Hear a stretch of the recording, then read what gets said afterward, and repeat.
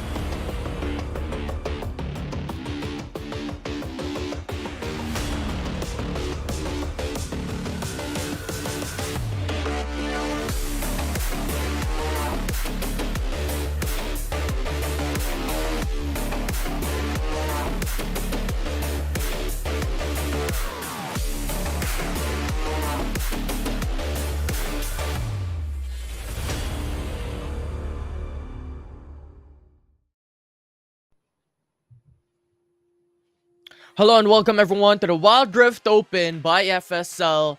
I'm Infinity and this is Dash. And Dash, it's been quite a while. It's been months since the last Wild Rift Open, but we're back here in FSL. Yeah, and we're back with a new and strong teams being formed right here. There's a lot of PH teams that has been in the tournament right now, which is really, really nice to see. But right now in the SCA, there's a lot of challenge for all of these ladies. It would be a great, great time for us here in Infinity for the FSL Wild Rift Open. And again, there's a lot of patches since the last FSL, so there might be some changes with the champions that they're going to be using. Oh, definitely. And there are also some system changes in League of Legends Wild Rift. So that is going to be an interesting scenario for League of Legends Wild Rift right now for FSL. And what are the type of strategies? What are the type of champions that we are going to see right now in the Rift? But so far, Dash, how are you doing? It's been months. Yeah, it's been months. It's been... I don't know if it's great, but it's nice. it's just okay. The months has been okay. School's starting again. I think you too. You have been pretty busy with school since January, right? Since so it's been pretty busy for everybody. But hey, it's still here. We're back. Wild is here. But how are you? Yeah, I'm doing good. It's been a bit busy, as you stated, like school stuff, but yeah, right now, League of Legends Wild Rift, series number 1, I'm really, really ready. And speaking of which, let's actually jump into the brackets. Let's see who's the teams that we are going to see for the day. Yeah, right now we have the teams here. We have the lower bracket finals for everybody, but let's take a look at who's in the upper bracket. It's City Dogs, Kitsune, MDH Esports, and D35 T1. These are the teams. City Dogs, very familiar team. They are the ones who took down Peekachu, which is, oh wow, that's a very big wow for me. And a lot of these teams are, oh wait, 2 D35 teams have taken down each other right there on the lower bracket.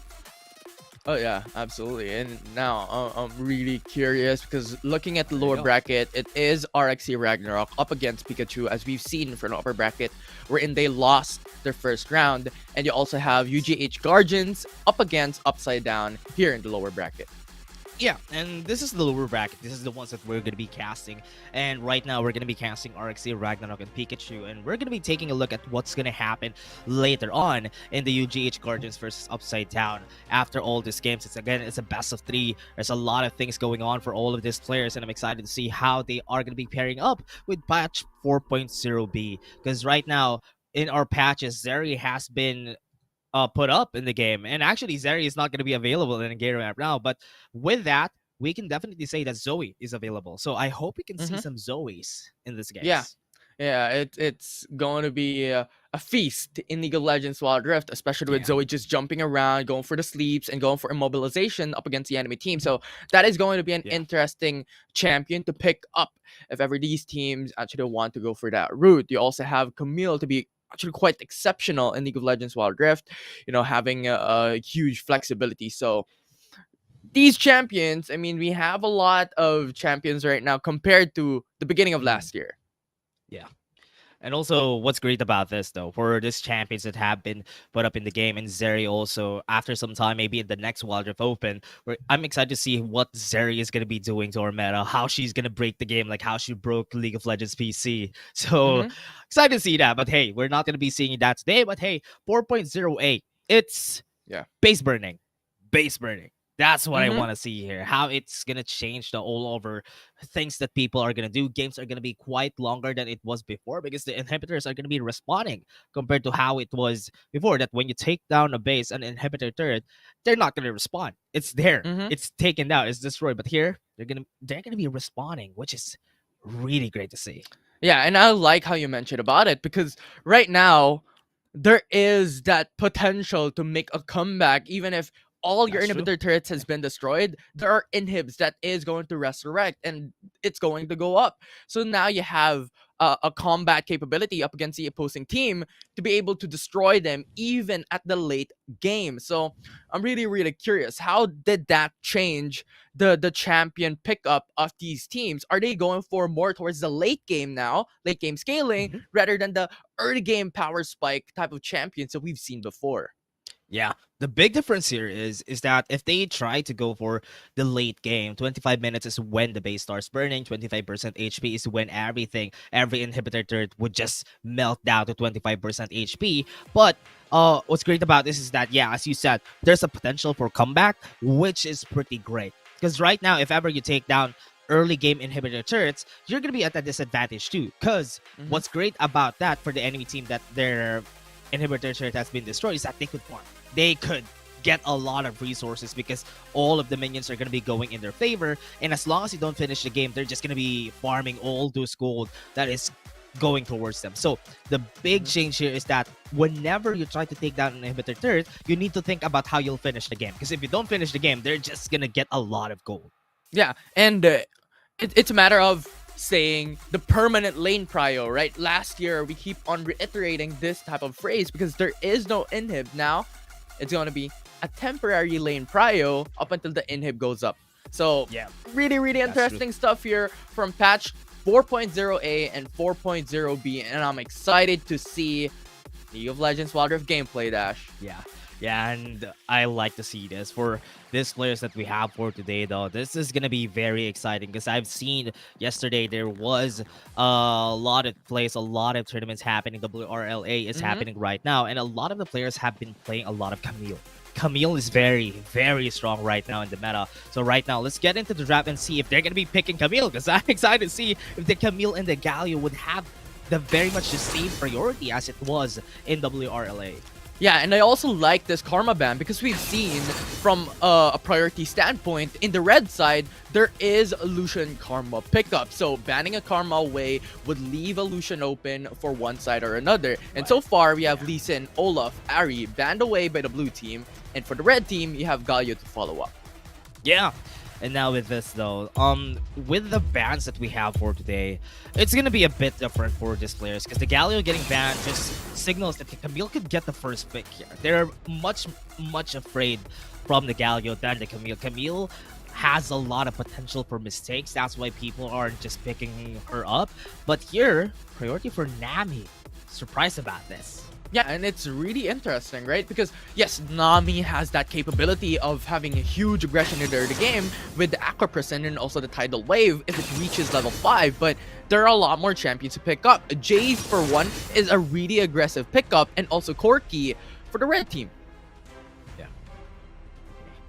This is good priority picks from Peekachu. This is why Peekachu is a really top tier team, because picking up the Jace, picking up the Corki, Jace, Corki fighting against, Jace against a Corki, Corki's stronger because the Corki could just whittle down the lane, just farm up, and picking them both up is that's strong. 2 power picks already onto the side of Peekachu, so I'm really, really sure that this is just so good already by the first 2 picks. Yeah, and that's just a big brain move, right? Why put Jace and Corki up against each other when you can pick them both up? Take them and both, Peekachu is just huge brain. And now RXE RAGNAROK has to scour back a bit, pick something up, and that would leave them for a Diana and a Fiora lock-in for the first phase pick.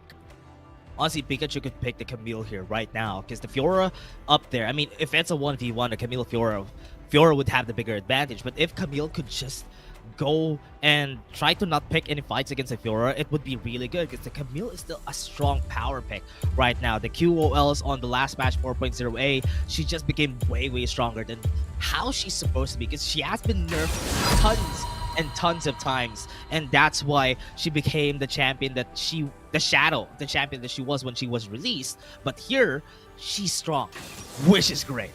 Yeah, and the thing is about the Gragas pick, this is really good. And what I mean by good is their flexibility upon it. Because you have Corki that can go mid or bot, Gragas that can go pretty much anywhere, Jace that can go jungle or even top or even mid. So the flexibility that Peekachu has attained for the first phase pick is really strong. And as for RXE RAGNAROK, you have Nami as support for sure. Fiora being a top jungle that could have that potential, but more so top. That leaves Peekachu with a better position in this draft. very flexible for Peekachu. But RXE RAGNAROK, with their champions, you know where they're gonna go. It's okay that they have the Nami here together with the Diana. They have a lot of AoEs to work with, but the problem here is because they picked the Nami and Diana on the first 2 picks, Gragas was picked, and Gragas is very strong against these champions, not letting them have the easier time in just engaging using all their AoEs, because it's easy enough for the Gragas to just cancel them out. Definitely, right? The huge disengage power that the Gragas does have is really strong. And even engage at that point, you have the explosive cast that could pretty much disassemble the whole team of Ragnarok in 5v5 team fights. And that is going to be very important, especially considering from what we've stated a while ago about, you know, the burning of inhib turrets. You also have the inhibs coming up. These late game potentials are going to be really important. And now the Camille has been locked in. Yeah, that's scary. That's scary. And also, I was surprised about their bans on the last part of this, or for RXE Ragnarok, banning the Yumi, banning the Lulu. The Gragas is already there. That gives you very much all of the information. But as you said, they're very flexible. That's why it's great that they got psyched by what Peekachu is gonna do with his champions, because they didn't know they're not gonna be picking that as support. They can just put the Gragas on the support role, and it's gonna be easy to just pick up any champion that they would need with their composition. This composition is very, very aggressive. They can pick something that could tone it down, maybe cover it up with another layer of CC, because Jace and Corki are enough damage sources already. Yeah, and it's all about the mind games, especially when it comes to the draft, that you have to prioritize this specific picks. You can ban these specific picks, so it's all about these mind games. And Peekachu hovering on the Blitzcrank reiterates and supports the idea of playing on those mind games in the draft. So we'll see how that would turn out. But so far, from the standpoint of us casters, we're looking at a lot of late game picks here. Yeah, I like this pick. I like having the Lilia on the team for Peekachu, because I was waiting for it. Because if they have a lot of CCs anyway, the Lilia could just couple it down. And if ever they have the Lilting Lullaby, one combo, one ult, and that's enough for all of these AoEs from Gragas to just chunk down the damage just from the Lilting Lullaby. And also, what's great about the Lilia is that the Lilia could stop fights. That's why she's very strong right now. Yes, she has a lot of wave clear, which is pretty good in itself, but her CC, her value in this game right now is because she's a very strong DPS too, because of her passive, and because building Leandris on her is just so good. Yeah, and just the extra amount of sleep, the extra amount of immobilization that Lilia does have that could follow up, especially a Camille engage or a Gragas engage, are really significant. As you've stated, the follow-up CC, the CCs that Lilia have is really big. So looking at this 5v5 dash, what can you say about Ragnarok this time around? Honestly, Ragnarok does have a lot of potential for setups. What they can do is stop them from getting any great stoppage. But the better part here of their composition is that the Nunu has a lot of pressure in the early game, which the Lilia doesn't have. I think they could leverage that in order for them to get their early game advantage and not let any of the champions from Peekachu to just soar. Because most of the champions from Pikachu are very resource heavy. If they don't get the resources that they need, that could be a very big problem that RXE Ragnarok could use in their favor. Yeah, Jace, Corki, Camille, Lilia, champions, even Lilia needs gold, as you've stated. So it's really important to have that pressure from the Nunu and Willem, especially at level 3. You have Snowball, you have the capability of ganking each lanes. At level 5, having more capabilities of slowing down these enemy teams to make better plays on those objectives on those lanes. So I'm really, really excited. This is the lower bracket, and we're at the first FSL Wild Rift Open for 2023. Yeah, very excited to see how this is going to be opening up for all of our players, because right now on the patch, it's a lot of difference, a lot of adjustments to the playstyles, and patch 4.0b changed a lot of things also. That could be very great. Also, Dawn Shroud has been talked about every time, but I think Dawn Shroud is a very niche pick, especially for this game right now, because they don't have anybody that could use it. Yeah, it's an interesting item, right? But so far, right now, 1v2, the body stamp connects onto Ling. The flash is burned. Good trade from Peekachu. Ling forced to back away just because of that. And this is just the power of Peekachu as a team, and we know this is a very aggressive setup that they have, and it's not something that the other team could just use in their favor, because they're using a utility support compared to the Gragas that Claria has. Yeah, and this is like the classic support, even going back into patch 3, right? Having the support roam in top first, having that huge pressure up against the enemy team, because at that point, you just have lane prio for pretty much the whole 4 minutes. So that is something that Claria has been doing, especially what you mentioned a while ago, Dash, that Fiora has the advantage up against Camille. Because the Fiora always has the advantage just because of the fact that she has the weak points, and also one grand challenge to just take down a Hextech ultimate. If you Hextech ultimate on Fiora, you're on a disadvantage rather than having the advantage on that zone that you're creating for yourself. It's basically like saying to Fiora that, yeah, pop all your grand challenge stacks on me, which is not what you want to have. Definitely 100%. Right now though, you have like the traditional type of farming sickle for Nami, and also you have Greg as a support item as expected, but a 1-for-1 Scuttle trade. And now that we're reaching near that level 5, any expectations here? And Lilia, this is what we were saying a while ago, the power, the pressure that they have in the early game is because RXE RAGNAROK doesn't have that firepower just yet. They're not going to be fighting this very fast. Yeah, Fiora now going for the response. Low HP for a minute, but now Kristen Lay flashes in. Very, very low. Great. Bunny snap with a flash. Will not connect. Will not save her teammate's life. And Peekachu will lose Ling, what? minute. Now So Ling aggressive. overextended. No. The 1-for-1 trade is secured. Now Lime uses the flash over the wall. After Kristen will connect onto one, but the root is going to be very important. And now Nunu and Willem just has to sacrifice her life, and Peekachu will get a better end. That was a win already. I thought they're not going to be fighting that after getting a 1-for-0. Big advantage with the first blood already from the side of RXE Ragnarok. But because they re-engaged, they had enough time. Peekachu had enough time to rotate against them, which netted them the 2-kill advantage against RXE Ragnarok. With that amount of kills going into Aya and also Lily at the same time, maybe this is the answer of Peekachu. Perhaps this is what they want. You know, you've mentioned having a gold-heavy resource team lineup for Peekachu. Yeah. Maybe the answer is just get a lot of kills, farm champions. Easy advantage to them.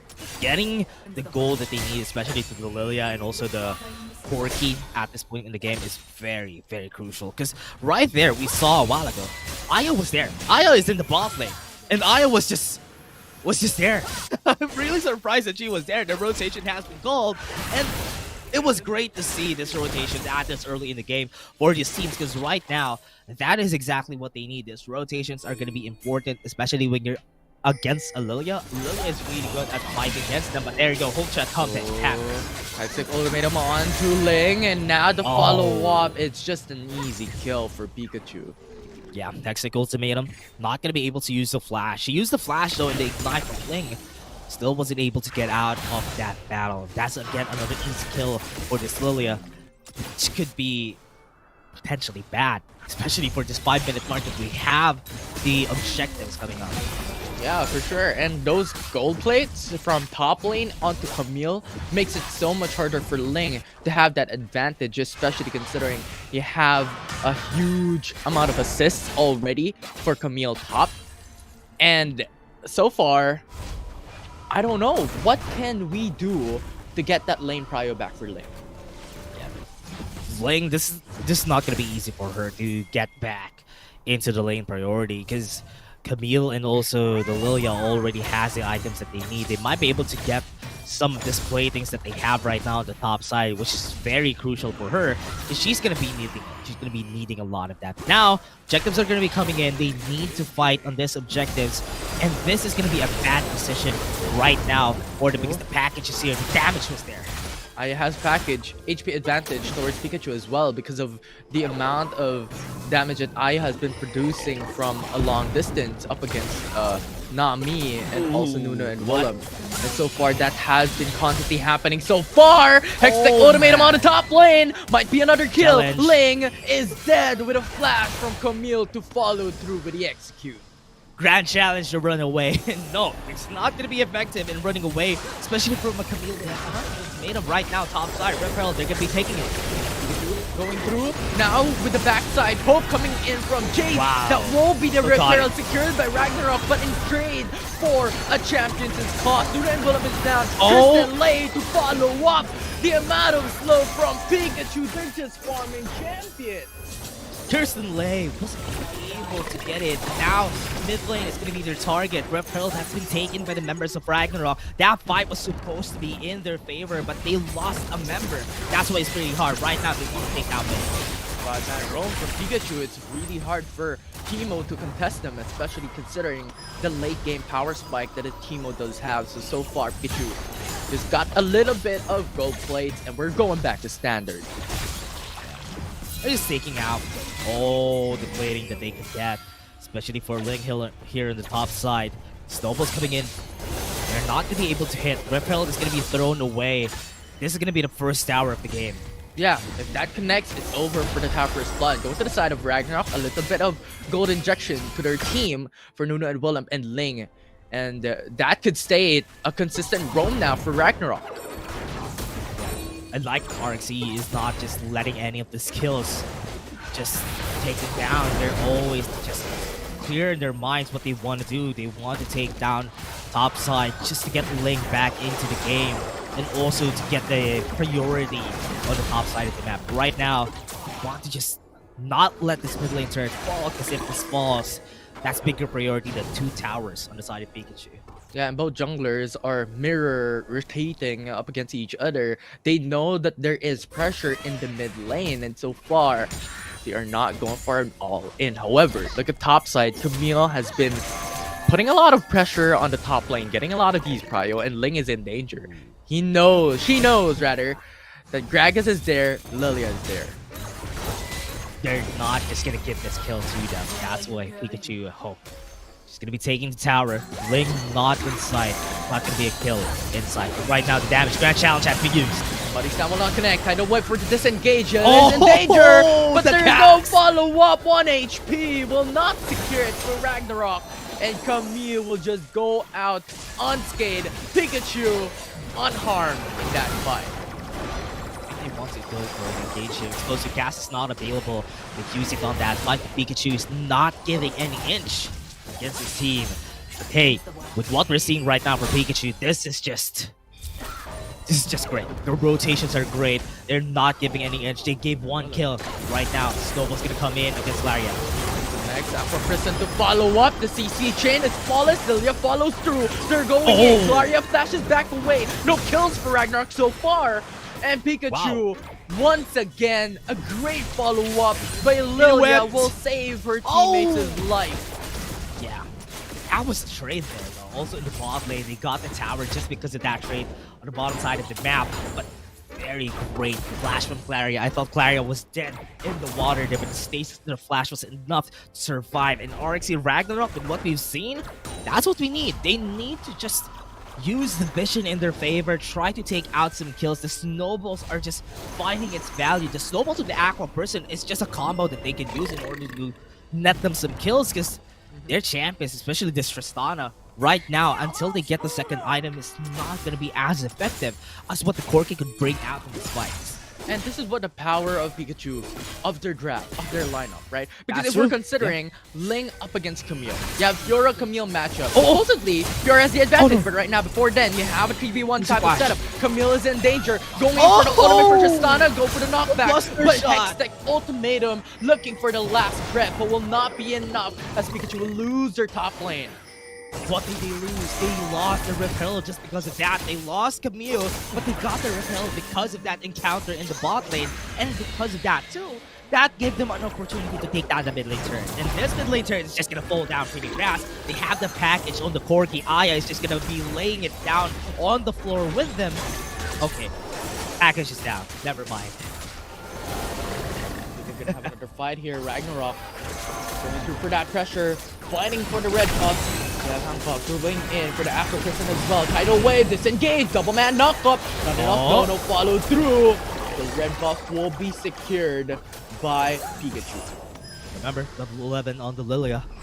Very big advantage against Lime on this junglers. But this is gonna be a hard fight if ever they want to start it out. For sure. And this is what we're talking about a while ago, right? If it's a Fiora-Camille matchup, Fiora should have the advantage. But the thing is, Camille has so much lane prio a while ago, has the level advantage, and now you have Fiora up against Jace as well. But you can't just go in up against Jace. You have a lot of poke, and then when Fiora comes in, you have the knockback from Jace's melee weapon. So it's so difficult right now for Ragnarok to move around and just maneuver in the map. 2 towers down, and we know that Peekachu has map advantage here. That's why you can move around the jungle of Ragnarok right there at the bottom side of the map. They're not afraid to take any risks against them because any wrong move by Ragnarok is just going to be a takedown already as fast as they can take down anyone they want on the side of Peekachu. Right now they started it. They still haven't used Repel, but hey, there you go. The ultimate's there. Upon Claria, followed up at Afro Prison, but look at the backside. You have Lilia going through for the flank, getting a lot of these damage in, and now Teemo, or well, rather Tristana, is really, really low. No kill secured, but that is just enough to push Ragnarok back. Sanity survive out of that. This is just a start of what we want to see against these teams. Because with Peekachu having the priority around the map, they can take the objectives, they can secure what they want, and the champions that they are using are just hard to engage on. Every time you use the Absolute Zero on Lime, she's not going to be able to get anything out of it because everybody could just run away. Everybody has dashes on the side of Peekachu, except for the fact that it's a Jace and a Lilia that could also find a way to just run away from the Absolute Zero. Right, and on top of that, Nuna and Willem built on tank, so there's no damage all through it, but now Minute is in danger. There's a 2v1. Flash over the wall, Ling is following up with a lunge. Repulse is there, stunts onto Gragas. Claria will not follow suit, and Ragnarok misses the opportunity for a gank once again. Yeah, they're trying to piece everything in their hands, Peekachu. Finding an opportunity right now in order for them to just finish it. Wait, what was... I thought that could have ended up in an accident there. That was a rocket jump in front of a Gragas. I thought that could have been a disaster for RXE Ragnarok. Good thing the Clarion used the body slam already. Yeah, and those are 3 members just hovering around Peekachu, so there's an immediate follow-up if ever there is a stun that occurs. So it's a really dangerous spot here for Ragnarok, but now with a 6k gold advantage for Peekachu. Dash, is there anything that could make Ragnarok back into this game? Shake shit right now. Can't find any place in the ocean. One thing that I can see for Ragnarok is just to move forward with 1 kill, take 2 shutdowns against the members of Peekachu. Peekachu has only a 5k gold lead. Not that much as I expected, but it's still doable. It's still possible for them to come back. Just for them, they just need to be patient. Because Peekachu would make a mistake one time or another. Yeah, right now though, going for their aggressive mid lane defense for Peekachu so far. Karya going the front line. 1v1 in the bot side on the opposite end of the map. Really, really dangerous spot for Ling as well. There is ultimate for Camille if ever it comes down to an all-in. Now, Tristana comes through with a rocket jump, follows suit for the flash for Camille. Next thing, ultimatum to follow up, and now Tristana's dead. There's no ADC for Ragnarok. And now Peekachu going for an all-in. Absolute Zero kills on Claria, but that is a support traded for the Baron Laner and the ADC of RXE. Okay, that was a great decision making right there from the Camille. The Hextech ultimate into the flash was able to take down a very big chunk of damage, which is the Tristana, and now the bot lane turret is going to be taken down. Yeah, right now there's still pushing through. Kirsten laying it back Oh, in. what? Moonfall will not connect with the last minute cable from Camille. What a play. Oh, great hook shot away. Not even able to start off the fight with that Moonfall. Could have been a disaster for Peekachu, but they can't start anything right now against the members of Peekachu. Pikachu is just so good at maneuvering around the fight, and this is why this champions, this draft is just way better because they have a lot of ways to make mistakes. If they make a mistake, they can just get away with a hook shot, they can get away with a dash, and Ragnarok doesn't have exactly that. And also one of the biggest mistakes that I've seen there was Insanity just going for the rocket jump in front of Camille, which is not ideal.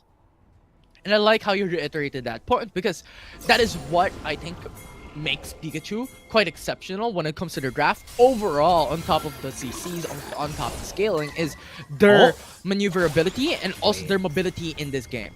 Yeah, it's really hard to fight against that.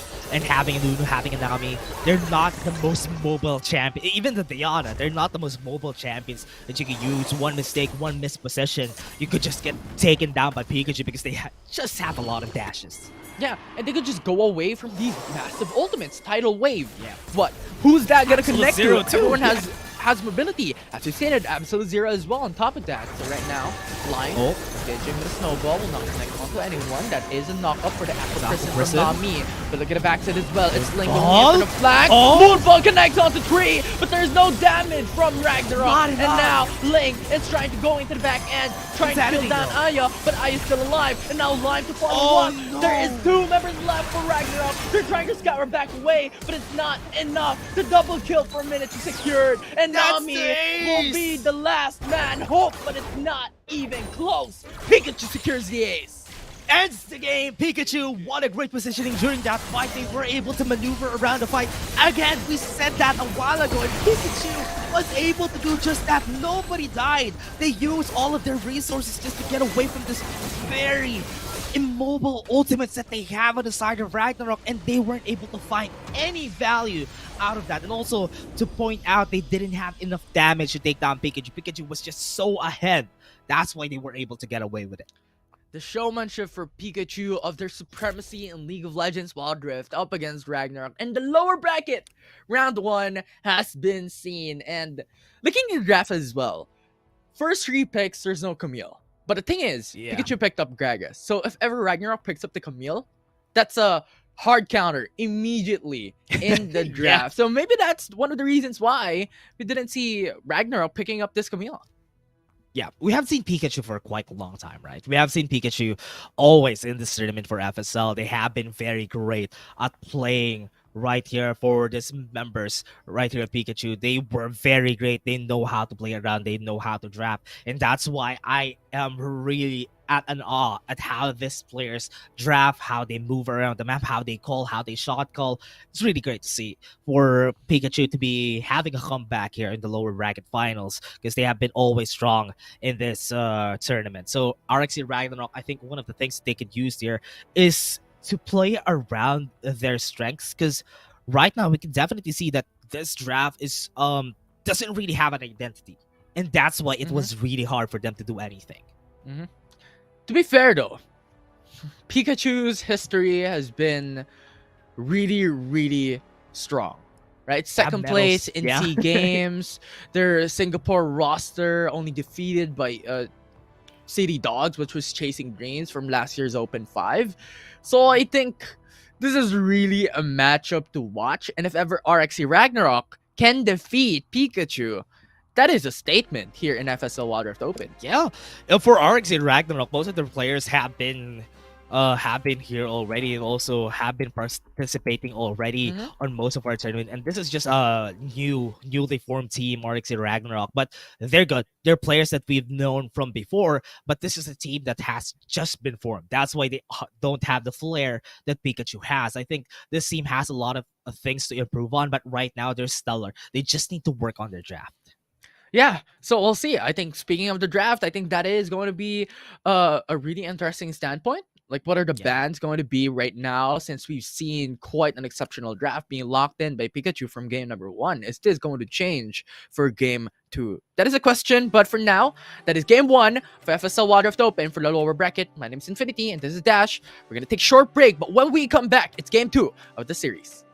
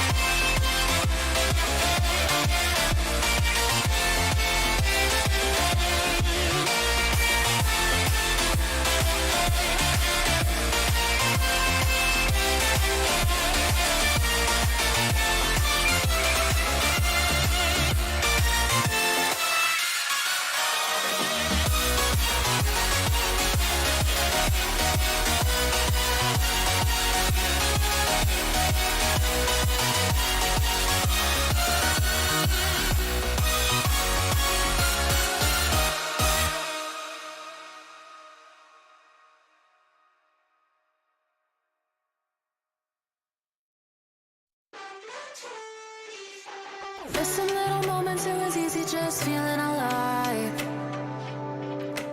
2 a.m. wide awake, talking like we had the whole night. And I don't know if I said this right. No, I don't know how the days gone by. Missing little moments it was easy just feeling alive. Every now and again, I trace my steps back to then. Oh, I want that feeling. It's all that I needed to move on, to feel it. It's all that I needed.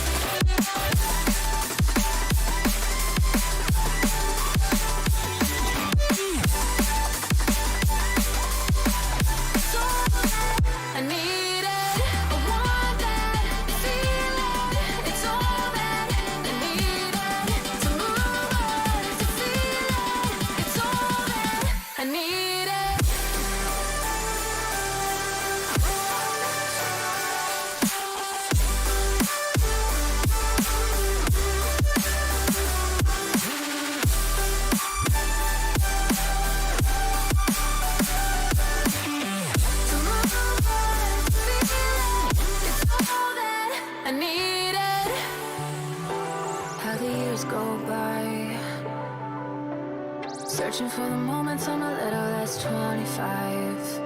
A little less 25. A little less, little less. Searching for the moments I'm a little less 20. A little less 25.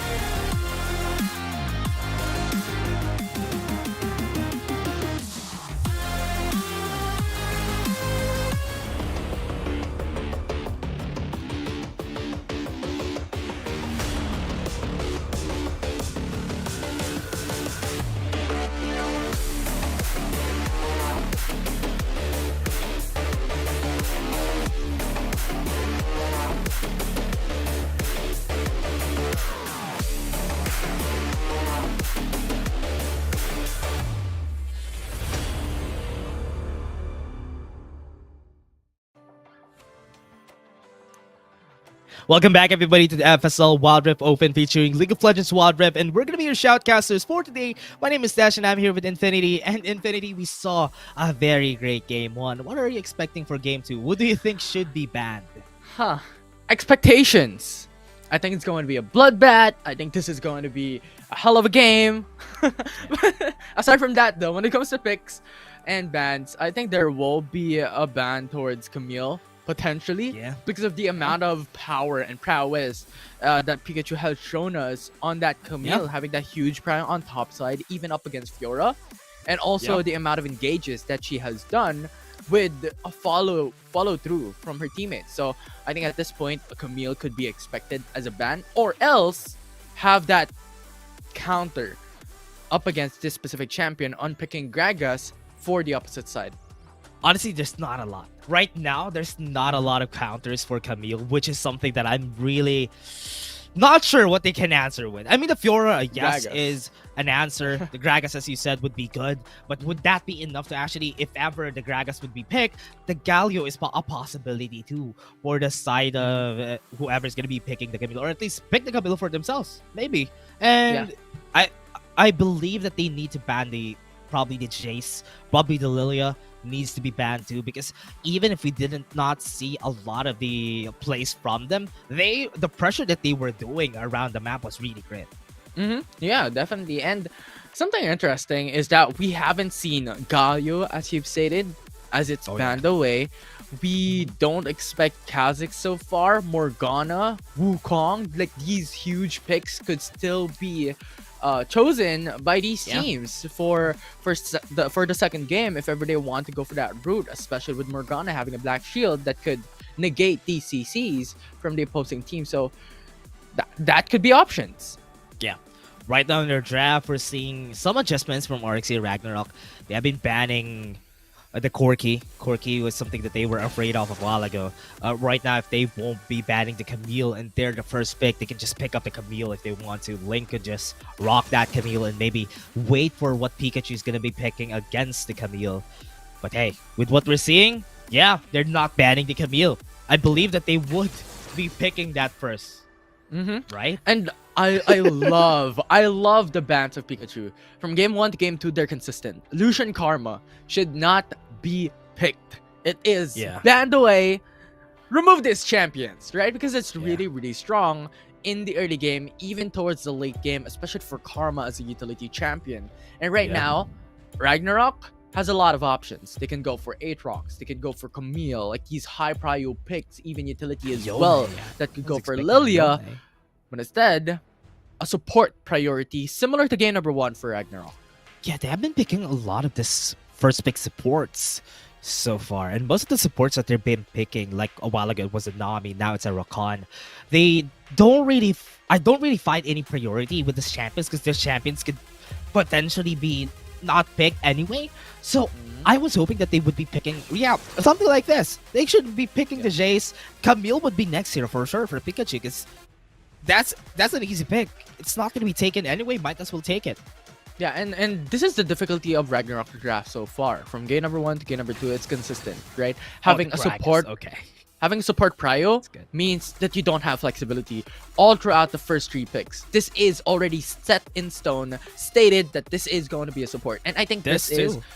Yeah, I think maybe this is what they want to go for. You know, put a comfortable champion for their support to have that strength later on to the game for the ADCs, but it's not being great so far.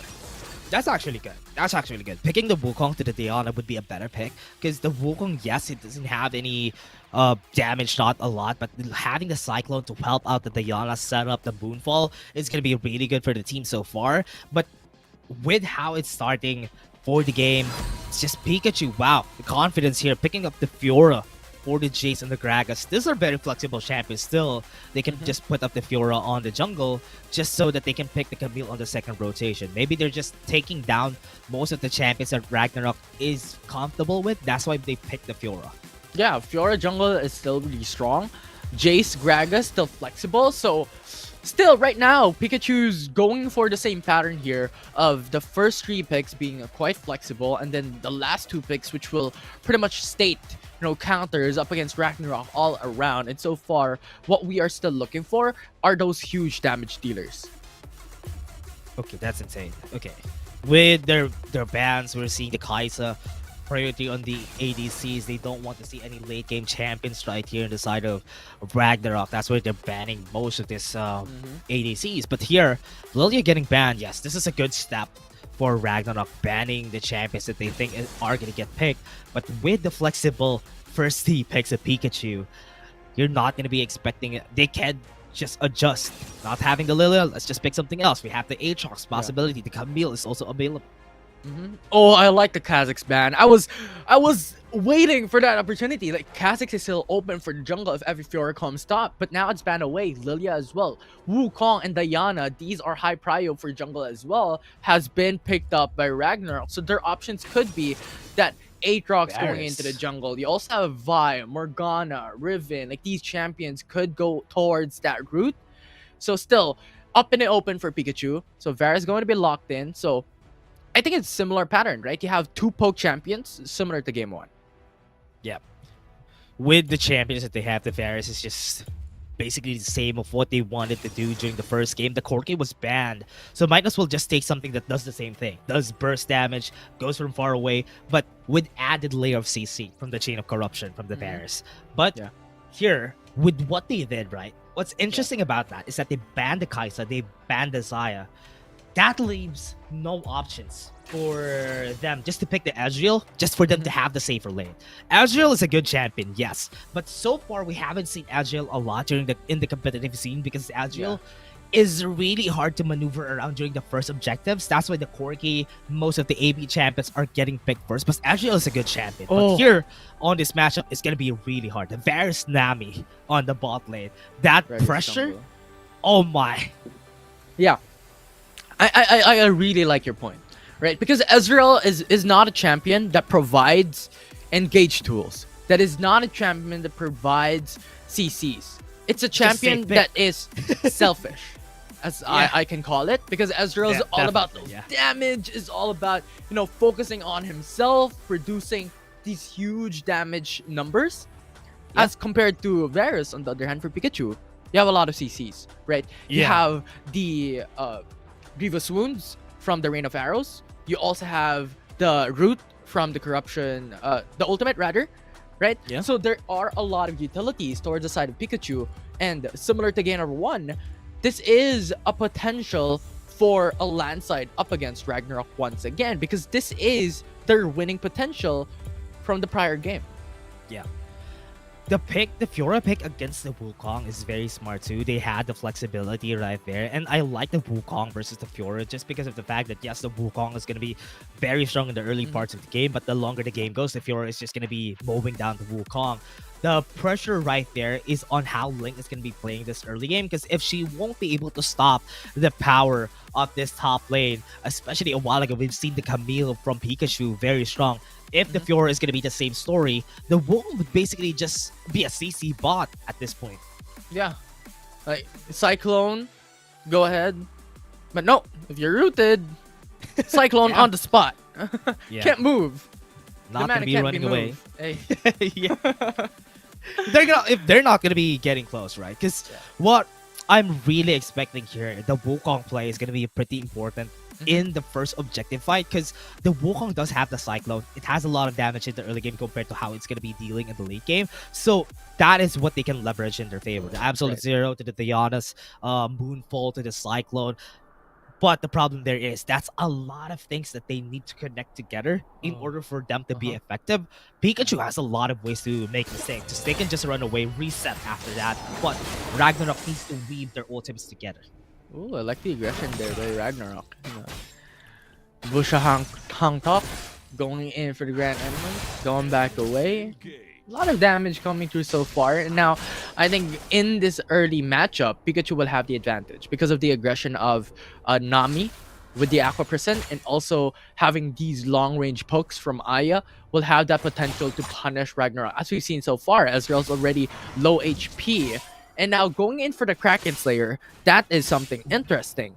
Now, Insanity wants to go for the damage up against these tanky champions onto Fiora, onto Gragas, later on into the game. Yeah. And what's hard about fighting a Varus and Nami in the bot lane is that they can safely just poke you out and heal if you try to poke them out also, which is one of the problems, one of the reasons why it has been strong during the earlier stages of Wild Rift, is because you don't have an answer to it. You're just gonna get poked out like what they're doing right now. Grand entrance though, using up the flash, or well rather Insanity dashing into the fight. Aya, still safe. Claria. This is a 2v3. The flash is there for Insanity. Will not connect though. Now look at the backside.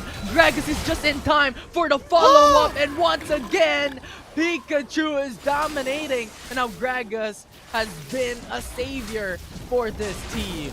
Yeah, Gragas getting the kills and was able to get the body slam into the backline. 2-0 on the Varus Nami combo in the bot lane. This is just a great start for Peekachu, getting the advantage on the lane that is 900 gold lead already just because of those 2 kills. And that is just going to make much harder of a life for Insanity, and also Bushahan Talk, right? And Yeah. if you're looking at the items, right, Insanity is forced to buy the Executioner's Calling to reduce the healing of Nami. Not gonna be even starting, but they want to go for a fight here. Body Slam is gonna be able to hit on Kirsten Lay. She needs to force a flash here. With Lime and also Kirsten Lay not having any flash, they're gonna be forced to back away and give this blue buff. Yeah, and that's really big. If you get these punishes from the Nuno and Willem, decreases the amount of CS, decreases the amount of levels that he can attain, and that is going to make much harder of a life for Ragnarok to be able to go for those ganks, especially what we said it a while ago, that Nuno and Willem will be the key factor of those early engage.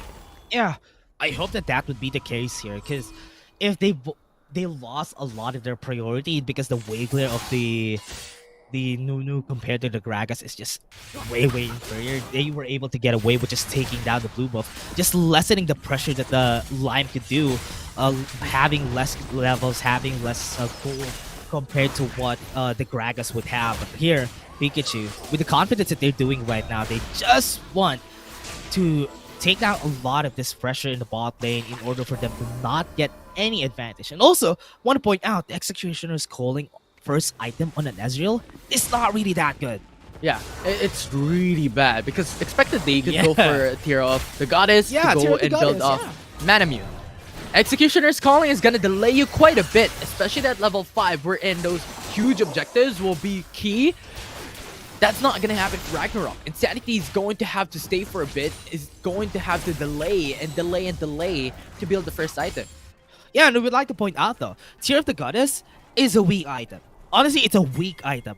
It's just a low value item unless you get it to Manamune. And the faster you get that to the Manamune would be very better to you. Even if it's not built to Amura Mana, it's okay. As long as you get rid of the Tier of the Goddess as fast as you could, it would be good. But with this case, it's hard. Like what you said, Yeah. they're delayed a long time.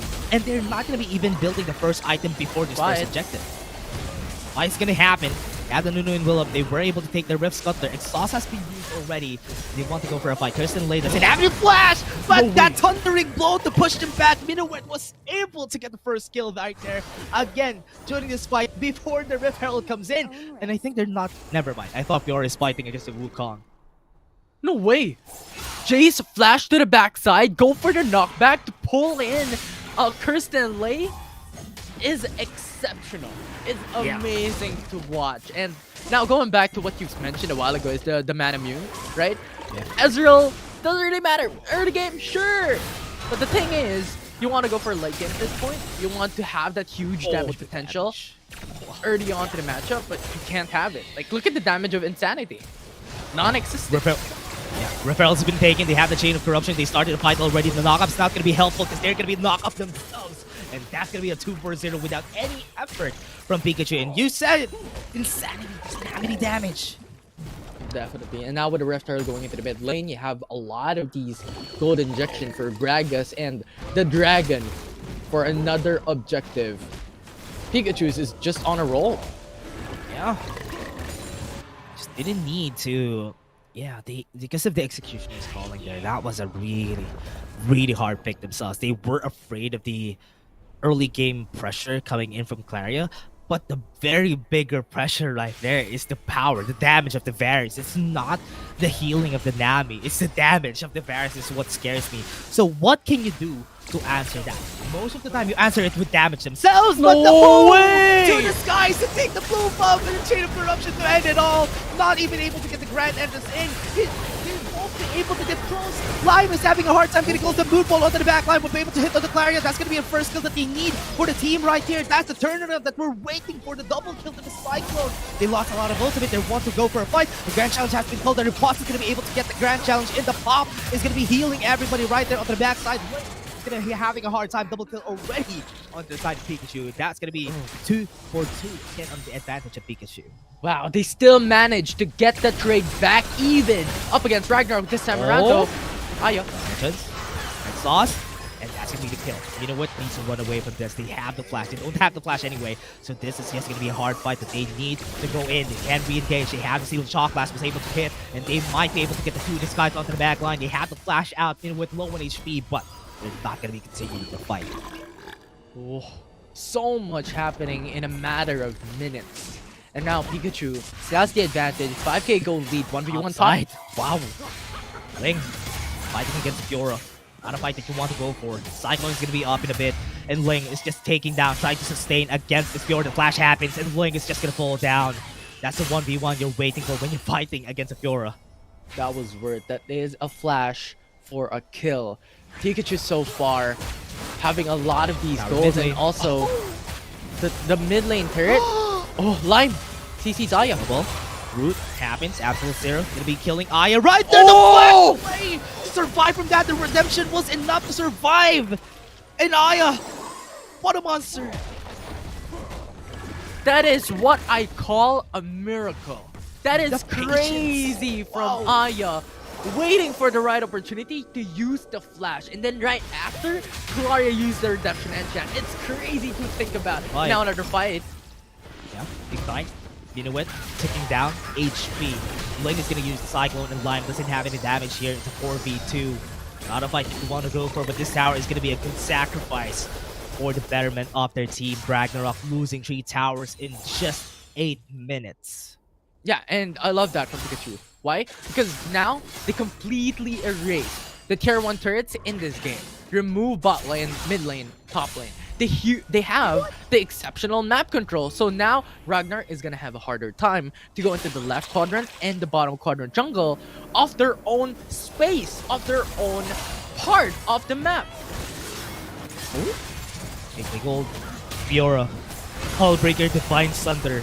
Infinity Live is now low in HP just because of that Chain of Corruption was not able to hit. That's a good lifeline for the team, but I want to point out Infinity, 8k gold, 7k gold on Varus, 8k gold on the Fiora. 2 items already at this point in the game. That's not what you want to happen. Yeah, and considering this huge exceptional lead by Pikachu in the early game, Gragas is building AP. No need to go for tank. Oh. Yeah, that's true. Building AP, not even caring about it. They just need the extra damage because if they're on an advantage anyway, if they're on a roll anyway, they won't need that extra tankiness. If they're going to be taking down anybody as fast as they could, that's less damage already. You don't need to tank any of the damage potentials. And also, they're losing on the damage sources to it. Yeah. Ragnarok with an Azrael. Azrael gets stronger after the second item. Mid-game is when Azrael gets tons of damage. But right now with just the Mana Mune, that's not enough. Look, here's the thing. You're a tank regardless if you're up against an unfed champion. And so far, Ragnarok is unfed. Yeah, fighting out. Body slam onto Kirsten Lei. Lime is left alone. No flashes whatsoever, but is very fast. Cardinal Enchant has been popped, but there you go. The arrow was able to hit on the head. The nail in the coffin that they need. They don't have enough CCs anymore. 1 kill onto the hands of Pikachu. Yeah, the piercing arrow from Rift Herald. Aya has been consistent. Now with Rift Herald mid lane, No. this is a tier 2 turret down. No, another turret. And also another one on the top side. They lost a lot just because of those. Oh no, because of the rotations right here of Ragnarok, they're being forced to react against Pikachu, and now another objective. That's 3 already being taken down just because of that one loss that he had in the bot lane. Ocean Drake is on the ice again of Pikachu. The lost 2 towers, gonna be losing this Ocean Drake. And that's not ideal for a team like this. 12k, make that 13k gold lead later on for Pikachu. Yeah, and it's just too much, right? It soars way back in the first minute. 1v1 top though. This is gonna be a kill for Ling. Flash happened. That's not gonna happen. This is gonna be a 2v1. This is gonna be easy. That's a Fiora with a Hullbreaker. Not a fight that can want to win, but she doesn't have any mana. There you go. Chain of Corruption is not available anymore. They were able to hit one, but the damage from Aya is enough for them to take down the Grand Entrance. Wasn't able to hit. And Pikachu is just gonna get away with no casualties from the team. Yeah, there's no cash back. Pikachu got all the gold, got all the money in this game. And have you seen the confidence of Aya from that matchup on top side? Flash over the Flashing wall in. to the Yeah. absolute 0 up against Lime. It Yeah. doesn't matter. They have it in the bag, and they have the damage and the sustain regardless of any tank items unavailable for them to tank that damage through. Yeah, they're not really afraid at this point, Infinity, because with the amount of damage that they can deal right now in this game, they're not afraid of anything that could happen against them. Because Lime isn't building AP anyway. The Absolute Zero won't have enough damage because he's not level 10 yet. So it's gonna be easy to call for Aya to just go in. They don't have enough damage. We have 3 items already. Edge of Night is available, so it's okay. We just flash in against this team. That just is a sign that they're on such a big disadvantage that the ADC has the confidence to just flash in. Yeah. Once again, reiterating, you can be tank champions if you're fighting up against unfed champions. Yeah. And that is exactly Basically. what's happening. Yeah, they have more levels. They have the Hull Breaker right here on the bot side. If this is going to be a 2v1, it's a possibility with a Grand Challenge right there. Great pause in order to get away from this fight, though. That's another flash happening. Cursey Lay wasn't able to finish anything. The tanky Hull Breaker Fiora was able to survive. Tipping my hats towards that micro play from Fiora in the bottom side, but once again, Peekachu is now Chain of diving in. Yeah, that's going to be a dead noon right there. Chain of Corruption and the damage from the piercing arrow is enough to take down this tankiest member of RXE Ragnarok. Yeah, quote unquote tankiest member of Ragnarok. So right now, Peekachu has all the lead in the world. Baron Nashor is alive. There is a huge potential that they could just bait out Ragnarok into going through for the Baron, and they could just end this game. Yeah, they could just take the Baron if ever they want to. And with the amount of fishing that they have on their jungle, the members of Peekachu, they can just take the Baron if they ever want, because they have the damage anyway. Oh, they're playing the long game. They're playing the safe game. They want to rotate first, maybe get the Blade of the Ruined King, then try to get the Baron after that. That pressure is enough for them to be more confident in just taking this pretty fast. Yeah, and right now though, Azrael has built onto the Bork, Blade of the Ruined King, so this is a little bit of hope for Ragnarok to be able to make it back with a little bit damage from Insanity, if they could. Oh! But right now, 1v1 pot. Grand Challenge, Cyclone, not gonna stop the monster from going in. Almost 4 items on the Fiora, and is gonna be chasing down Kirsten Lay. Most of the members are rotating. She has vision in that part of the map. The boss is not gonna be used. It's a 3v1. She's just min-maxing at this point, trying to take now. The Chain of Corruption is there, rooted onto the Kirsten Lay. They got the repulse, won't be able to hit. The tidal wave won't be able to get them onto the back line. Gets the 2 kills, and that's gonna be the ending right there to the ace for Peekachu. This might be the game, and they're gonna be ending it right now. My mind is blown. Peekachu removed Ragnarok in the map, has removed Ragnarok in the game, and they're looking to end. The Nexus is open.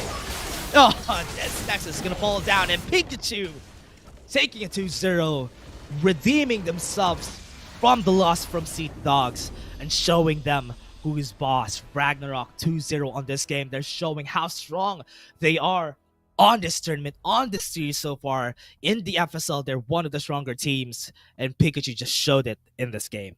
What a series starter that we had, Dash, for FSL Wild Rift Open for the very first one in this year. The micro plays from Fiora was exceptional. The confidence of this team was immaculate. If you've seen from the early game in the bottom side, I think that was pretty much the jump starter for Peekachu to be able to win this through.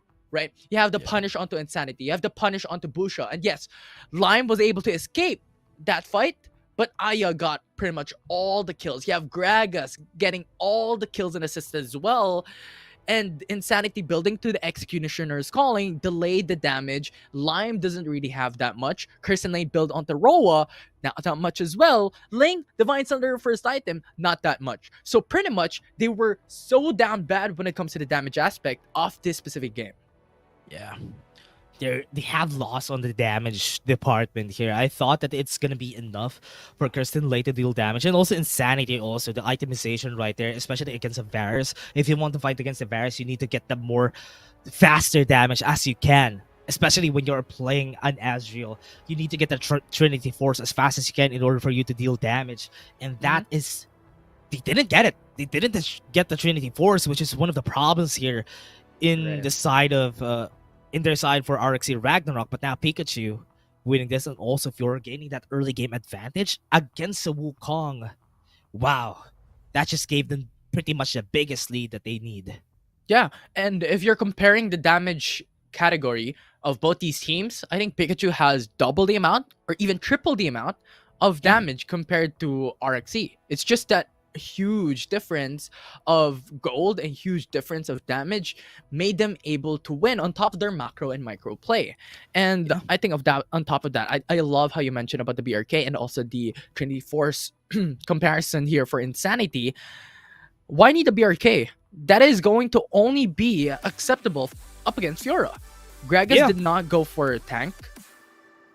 Others did not go for a tank. So Yeah. I think in that aspect, it was quite a bummer Yeah. for that matchup.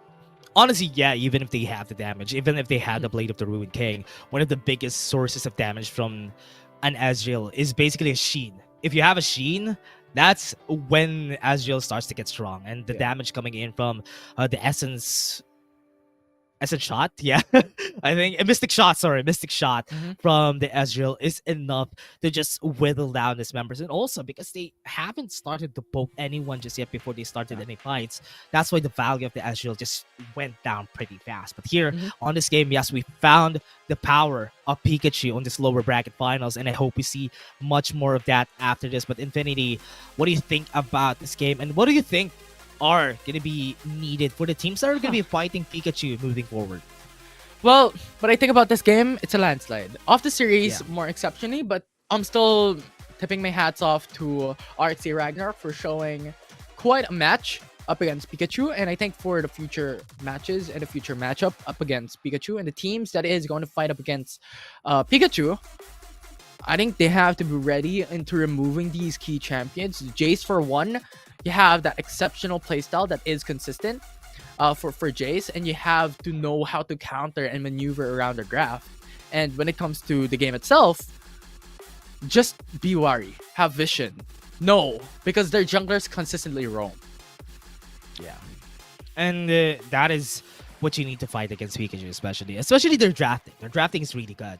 That's why you need to. The first battle starts at their drafting, and whenever you're drafting against, or at least banning against a team like Pikachu, you won't really know what to do if you don't ban basically the champions that can just flex. And Yeah. that is the mind games that they were doing during the start of the drafting phase. But again, everybody, that's just our first game. We have our next series coming up after this. We're just going to be waiting for the players to finish all their series, and we're going to be going for our match 2 after that. We're having our casters for today. My name is Dash, and I was here with Infinity. See you guys in just a bit for more Wild Rift games.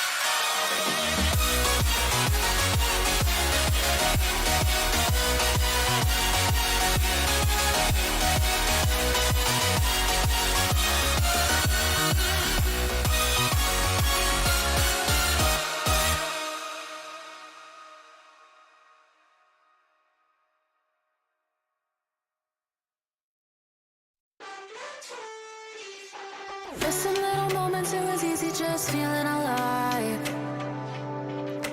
2 a.m. wide awake, talking like we had the whole night.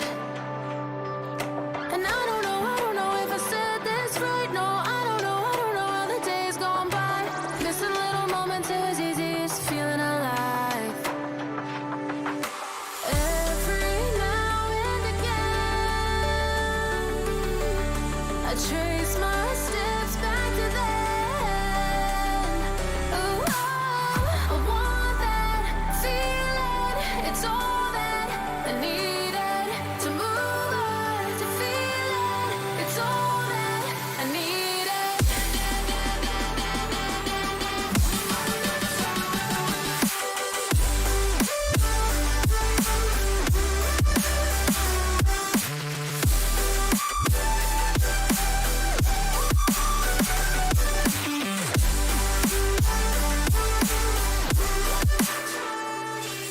Searching for the moments I'm a little less empty inside.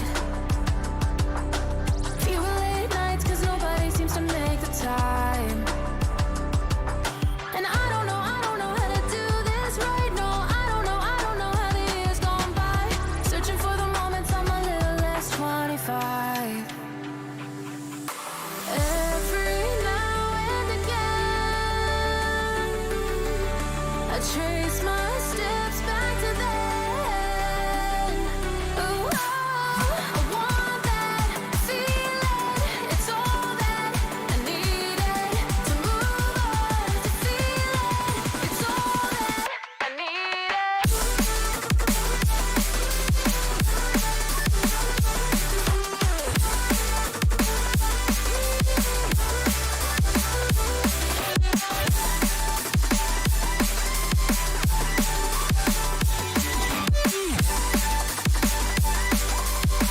It's all that I needed. I want that feeling. It's all that I needed to move on, to feel it. It's all that I needed.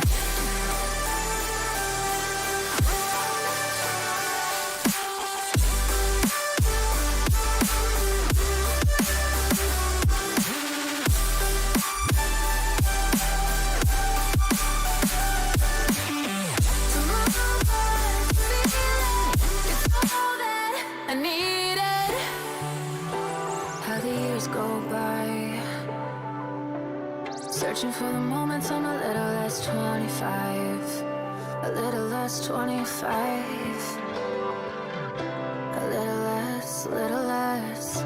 Searching for the moments I'm a little less 20. A little less 25.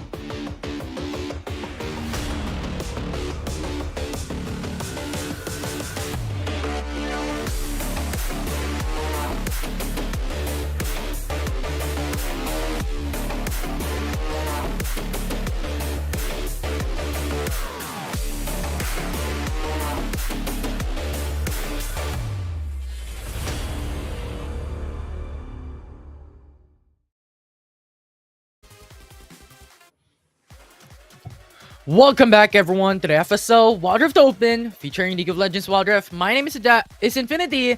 Together with me is Dash, and we're here for the Series 2 of the lower bracket. Yeah, Series 2, this is going to be very different, but still have the same themes probably that we're going to be seeing for today. Excited to see how they're going to be placing after all of the things that happened. This is going to be D35 T1, Team 1, sorry, versus Peekachu. Again, we're going to be seeing Peekachu fighting it out with another team in this tournament, which is pretty exciting to see because I want to see how other teams would be pairing up against Peekachu. Yeah, and I think this is going to be exciting. This is going to be a hell of a matchup because D35 T1 prior to the series has lost up against MDH Esports. So this lower bracket round is going to be up against Peekachu. And with the performance of Pikachu's team from a while ago, this is going to be a hand-in-hand combat for this series. I almost said Dash a while ago, Dash. I almost said I'm Dash and you're Infinity. Oh, I didn't I didn't realize, but it's okay. But with what we've seen today, right, for Pikachu, what I like about them is that they know how to use this current patch in their favor. They have not been using a lot of the champions that are most of the time have been put out by the other team. That's why right here, Ragnarok, we have seen them putting out the Nunu, the Nami. They've used the Nami during the second game in order for them to gain the advantage in the bottom lane, which is really, really smart for this team. They know how to play around the draft, so I hope D35 T1 is ready for what's coming to them. Oh yeah, like the draft, like the play style, like the mind games towards the picks and bans would be really hard. So I think that is something to expect for D35 T1. If they want to win on the series, they have to be better. They have to be faster in the draft. Not that it really matters, but case in point, they really just have to move in better than the opposing team when it comes to the picks and bans. Yeah.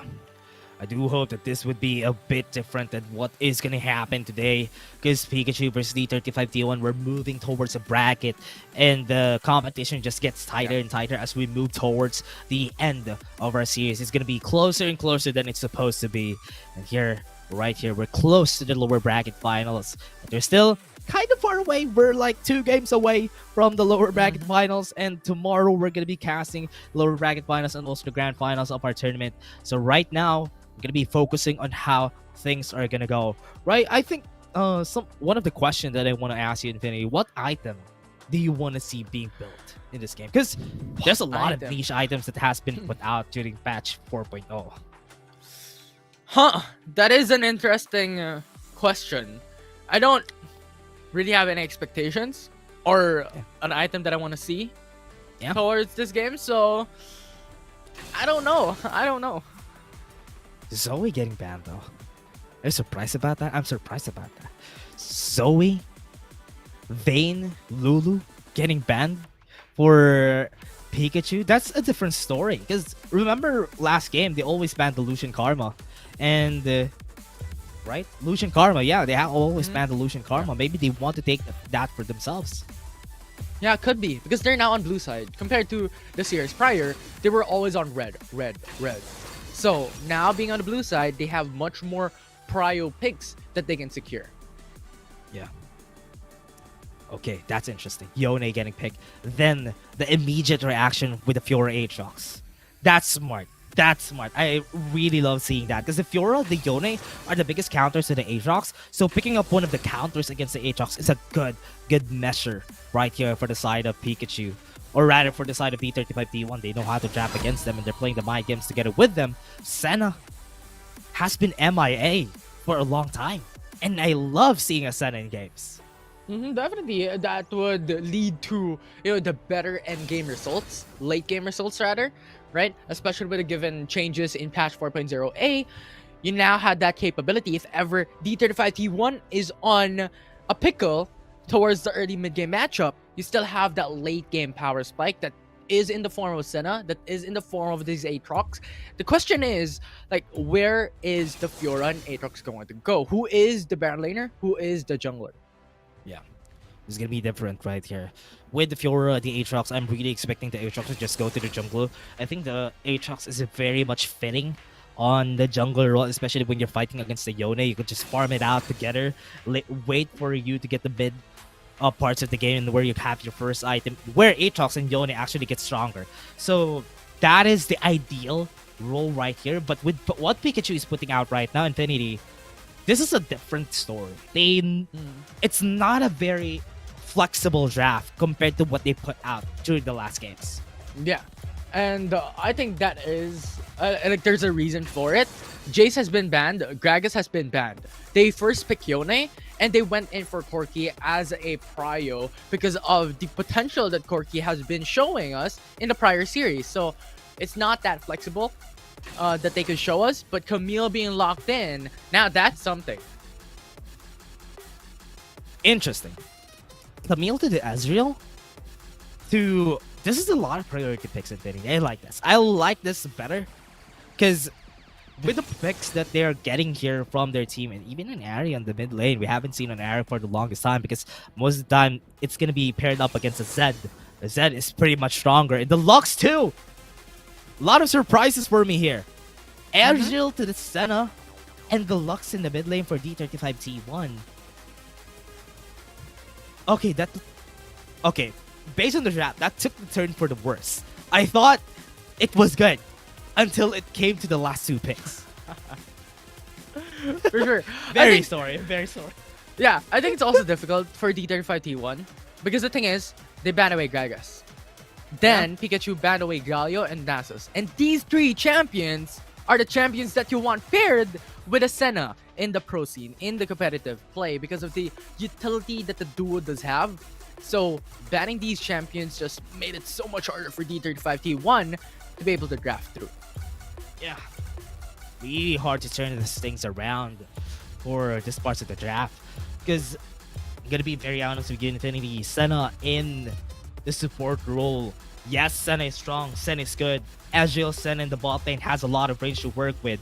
But if you're gonna be fighting against a quirky Nami in the bot lane, it's not gonna be much of a difference right here. Because the reason why Senna is great in Wild Rift is because of the fact that Senna pairing up together with a melee champion makes the healing much better for that.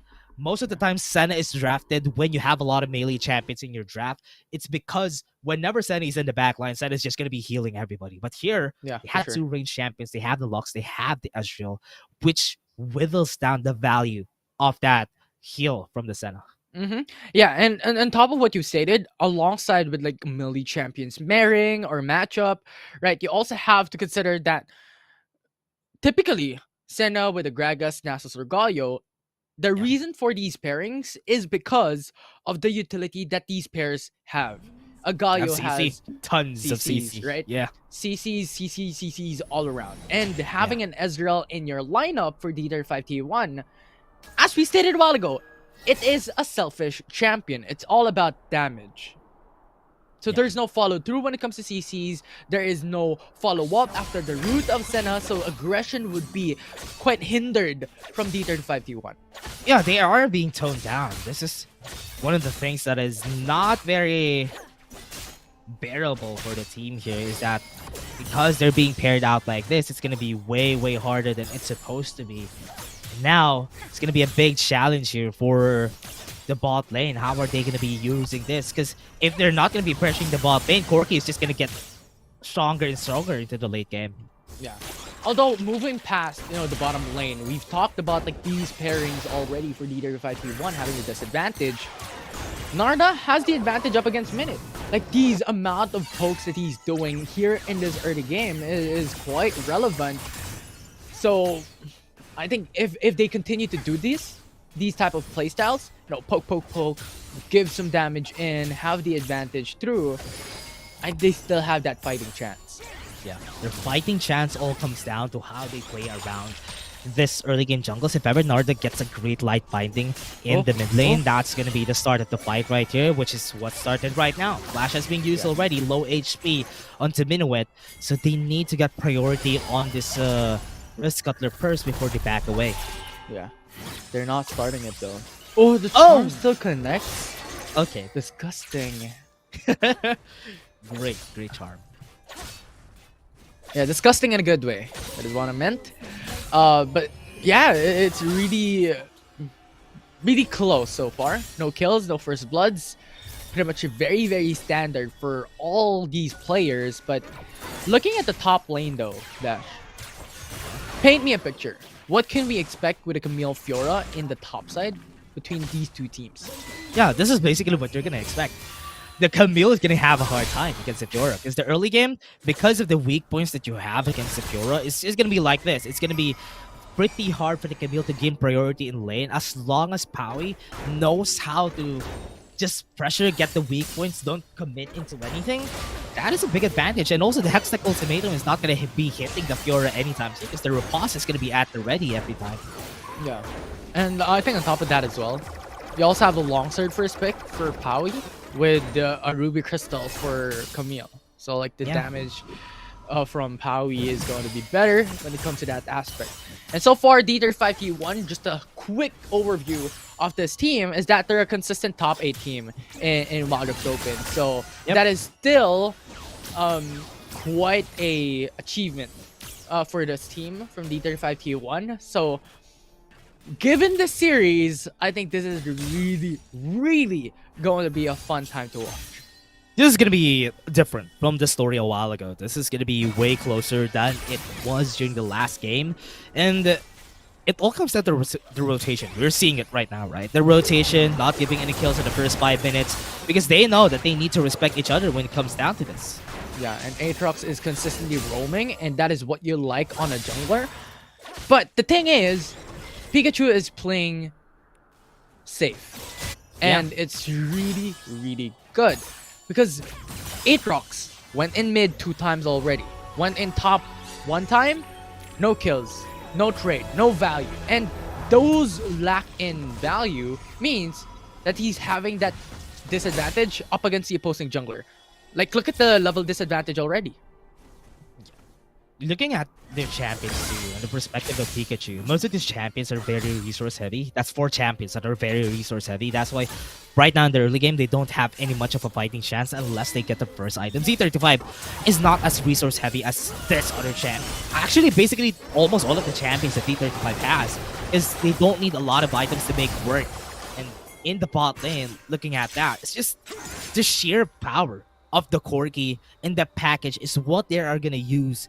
But here in the second rotation, for them to go to the Rift Herald after this and rotate down onto the mid lane, it's going to be pretty important for them to get the package at the right time.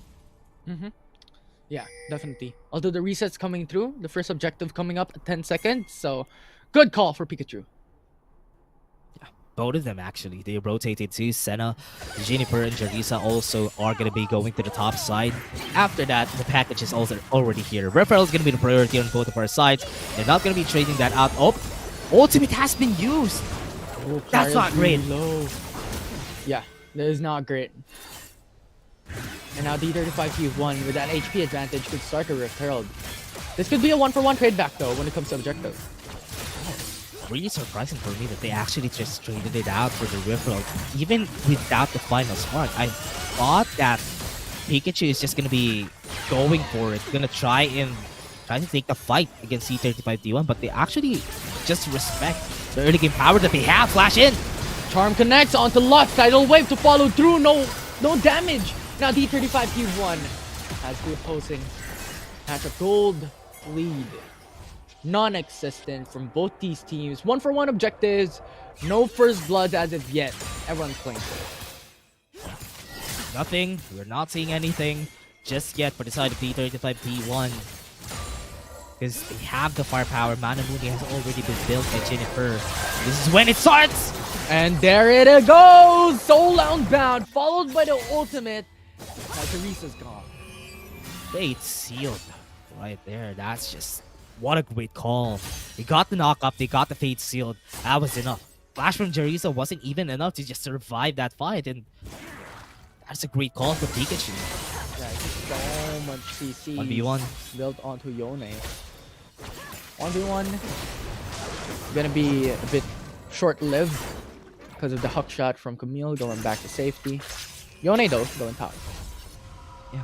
And right now, we can see that D35 T1, they're not really struggling even with that first blood from Peekachu.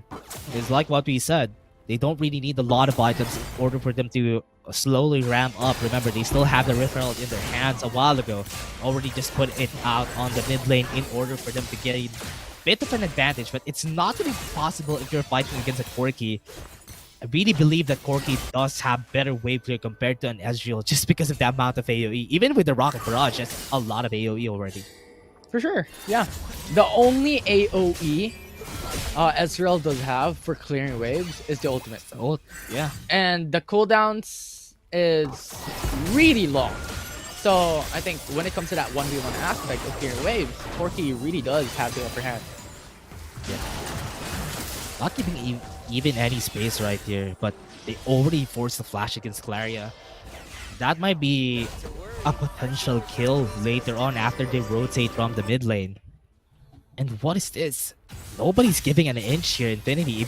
Because of that first kill, D35 was forced to play it safely compared to how aggressive they were during the start of this match. Yeah, for sure. I think this is the respect between both these teams. Like the prowess, the rotations, if you can see right now, they're playing as a single unit, right? Both D35 T1 and also Peekachu having that consistent format roams is really important. Now going top lane with Hextech Ultimatum onto Poe. This is a bad time, but the flash would save her life. Abi gonna go in. You have the charm, Infinity. Will not connect though. Minute. Uses up the Spirit Rush, and now Aatrox, World Ender, trying to catch up. The flash knockoff is there. Very fast. Wow. Goes back with the Valkyrie. And now, no kill secured for D35. Nobody's dying. Nobody's dying in this fight. And D35 Peekachu, this is such a heart-wrenching game because everybody's just so good. They just know how to play around each other and they're not giving any chances for the other side. Peekachu, D35, they're playing it safe. They're not committing as much as they could because one mistake could lead to them giving the other team a big advantage. Oh, light binding. Oh, the light binding connects. And now that is really good. However, you have Claria and Aya Final spark there. Oh. Final spark will not connect. No. That will lead to Peekachu having a 2k gold lead with the tower top secured. And also that pressure in up against D35 T1. Remember, Final Spark is not available again for Narda. This could be the time. This could be something that they can use in their favor for the side of Peekachu before they start any of these objectives. Rare Peril is going to be up. They could just put out the carpet against D35 T1. It's going to be hard for them to follow suit after putting out this package. They just need to be careful about that light binding coming in. D35, they have the mist coming out. Infinity, this might be the start of the fight. Oh, forcing out the flash for Jarisa because of the charm. And now D35 T1, no contest for the Rift Herald. Yone. Oh, the knockup! With a knockup. And now he package. is in danger. Pinned down in the middle of the fight. Narda is gone. Obliterated on face of the air. Peekachu got the kill. And they got what they came for. They knock onto Aatrox. So much CC. D35 T1 is on the brink of losing their third mid lane. And that is it. Peekachu got the 3k gold lead. Peekachu playing it like they should. They use the package in order to stop them from going in, pushing. And this is what we're saying about this lineup, Infinity. They have a much better lineup just because of the fact that they can use their CCs on top of each other. And it's easy to land them, which is not going to be a problem for them. D35 T1 had a lot of things going in for them, but the problem here is they don't have a lot of things to follow up. They're not very resource heavy compared to Peekachu, but with the advantage that they got from that fight, it won't be a big problem. Yeah, and at this point of the game, it's now a really difficult game for D35 T1. Like, on top of the gold lead, sure, but you also have to consider that there are 2 Drakes in favor for Peekachu, having the map control in the mid lane and top lane. So going onto the jungle would be risky for D35 T1, especially with a champion such as Aatrox, which needs a lot of gold. Yeah. Need a lot of things to work with, especially for Aatrox, as you said. But D35 going in for the push at the top side. Yeah, will do so. Right now the cavalry is here. This is 2-man roam for Peekachu going for the support. 2v3 tidal wave. No. And Aatrox is gone. flash into the Hex ultimatum, but a gun comes to the fight caught side. Fatal knock off, follow up by Yone. Jarisa's in danger, Wow. and that is the double kill for Peekachu. No, the confidence, Infinity, they're not done. The flash is there for Aya. Narda just got out with inches on inches of death there for Peekachu. That was This is the start. This is the start that Pikachu is looking for. Gaining one bit of an advantage. This is the reason why D35 was playing it so safely. This is because if you give a team like Pikachu an advantage, they're just going to be taking everything in their hands. They have the Trinity Force onto the SGL. Would this make a difference? Because their damage is going to be way up for the side of D35. But during the time that they got the Trinity Force, they weren't able to do anything just yet. That's why we can definitely say that Peekachu is just gonna mow over D35 right now, especially in this next objectives.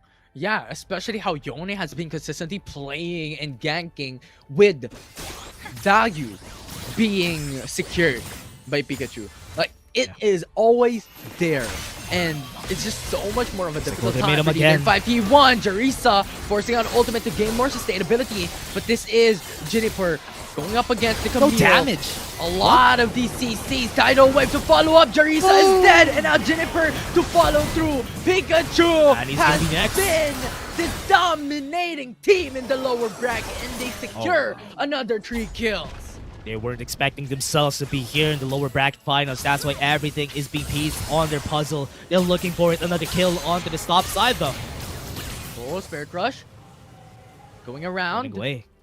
And Poe cannot secure that kill with a lot of healing numbers from Pikachu. Going for the quick response. Great. Pikachu. They are looking for this. They want revenge. They want redemption from the loss from Secret Dogs. Really expecting with this performance they might be able to do just that, but they're not done. They are walking towards thin ice because they're in the lower bracket finals. They can't make any mistakes. That's why what we're seeing right now, Infinity, is basically perfection from this team. And did you see what Pikachu did there? Final Spark was used. True Shot Barrage was used. The Cannon Minion was very low.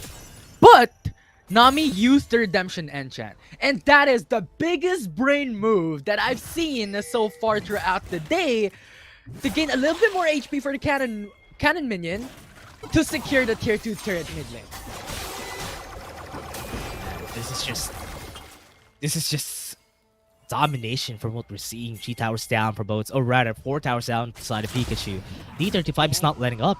A while ago it was a 8k gold lead, now it's loosening up onto a 6k. It's still a possibility that D35 could potentially turn things around if they would be able to win just one big fight. So far, they haven't gotten any kills, haven't gotten any valuable CC in just yet. One light binding might be the difference of heaven and hell for D35. For right now, it's really unfavorable moment for Wait, D35 what? T1. The charm connects onto Pao Wii, and now Minute is just jumping around with the Spirit Rush. D35 T1 cannot do nothing. Their jungler has been invaded already. They can't even get close onto their own. Even have the Hawkshot coming in onto this side. That's like Ultimatum hasn't been used Infinity because they just want to secure this vision onto this Ocean Drake part of the map. Yeah, for sure. And now they're clearing out these visions. They're clearing out pretty much the jungle camps as well to What is just that damage? make Aatrox non-existent for this game, and they could just go for the Ocean Drake with no contest for D35 T1. Yes, Narda has ultimate, but it's not going to be enough. The damage coming in from them because they already have tons of items. And the Hullbreaker in this Camille just makes it way harder to fight against her. This Juniper, even with the Trinity Force to the Manamune, it's not gonna be enough because this Camille is just so tanky right now. For sure. Yeah. I mean, that Divine Sunder, Hullbreaker, along with a Vampiric Scepter as well. Too much tankiness. There's too much to deal with for D35 T1. With their composition, you really need a big advantage in the early game. Because honestly, with what we said a while ago, they're not very resource heavy. They don't need a lot of things in order to keep these things going. But because Pikachu, oh no, Narda was caught. Stasis then trying to buy time, but Aqua time is Prison. not in your favor. D35 T1 will lose their mid lane. Nardo is gone, and now they're following through with a bait seal! 3-man knockup! And that is what I call an evolution of domination for Peekachu. What a play from Yone. Domination nation for Peekachu. Pikachu used Thunderbolt, and that they did. And this team is just so strong. And we have predicted a while ago they might be the ones gunning to end this lower bracket, get the lower bracket finals, get to the grand finals, gain their redemption against City Dogs who put them here on the lower brackets. And that they're showing. This is basically, as you said, the evolution of what they did during the first game, or rather the first match. Yeah, now Kawi looking for the 1v1. Their post is there. The sun's Doesn't not even gonna care. connect. And Camille just goes away. Getting away The for flash an bait. inhib turret. So much value. How does Pikachu do this? Getting away with a lot of things. I thought it's as close as it could be, but the longer the game went, a lot of cracks have formed on the D35 mountain, and that is what they use in their favor. And they got a kill like that, not even close. Right there, Infinity. I was a no effort kill with the Baron on their hands. The package is gonna be coming out. It's not gonna be easy for them to defend this. For sure. I mean, the amount of advantage with Pikachu. With what, 14k gold lead? That's too much. Now, it's gonna be a difficult time for D35 T1. It is a 4v4 though, because Aatrox and Camille go 1v1 top lane. But it's not even enough. Baron Nashor will be able to just enhance the power of Pikachu in this game of pushing. And now Aatrox running away, looking for the execute instead. Going for the side steps. Red Hook buff. shot secures the kill. And now Yone into the backside kills down Oh, Narda. tidal So there wave. are two members left. Taui and Juniper, the only ending ones this. remaining to be alive. Baron Nashor is there. Cannon Minions is there to end it. And Pikachu strikes first in the lower bracket round 2. Another kill to end it, and that is Pikachu dominating, not giving any kills, not showing any mistakes, any cracks in their defenses. Pikachu, golden armor shining through. And wow, that is just such a great game from this team. And we thought that this could have been bad because of their composition, but they're confident that this Corki Nami from Aya and Claria are just going to be the dynamic duo that they need in order to hold against D35. Everybody played to their own right. Everybody was stellar during this game. Pikachu used Thunderbolt. Yeah. Or evolve to Raichu. That could, that could work as well. You don't evolve to Raichu. You don't. Oh, do you that. don't? You don't My bad. evolve to Raichu. Yeah. Although, overall, that was a really, really good game for Pikachu in the lower bracket round 2. Just look at the damage of Minute and also Aya. 20k damage each. And the setups from Yone, those setups were key. Fate seals, right? Yeah. Yeah. It's insane. It's really hard to see, right? Whenever you're on the side of D35, getting the Fate seal from the Yone, I mean, it's from far away. It's like one jungle camp away. The Yone is just gonna get close to you as fast as possible with the knock up to the Fate seal. That's enough to just put pressure on this team because they're not safe anywhere they go. Yeah, and on top of that, there was a huge lead of Yone in the early game. From what we're saying, that's true. Aatrox was consistently looking for these ganks, looking for these plays, but Yone was just farming. So there was a level gap already, and there was a gold gap of like 300 gold with no kills so far in the game. And that just led them to a bigger and bigger lead towards the mid game. One of the things that I could point out could have been a mistake for the drafting on the side of D35 would be they didn't have tank support. I think the tank support is very much a big need for that composition to work. You had the Ezreal, you had the Lux, and even a Fiora. Nobody's going to be fronting for the Ezreal and the Lux, which is the reason why they could just breach the back line pretty easily. Ezreal Lux didn't have a great time during that game because they were breached. They were just being taken to the backlines by the Hextech Ultimatum, not even a CC to help them out because they're the ones who are putting up CC themselves. So Right. maybe substituting the Senna with a Nautilus, maybe even a Trash in the next game could be a good answer for Yeah. D35. Yeah, maybe. We'll see in the draft for the next game. But for now, that's game 1. The FSL Wildrift Open lower bracket round 2 between D35 T1 and Peekachu. For now, we're going to take a short break. But when we come back, it's game 2.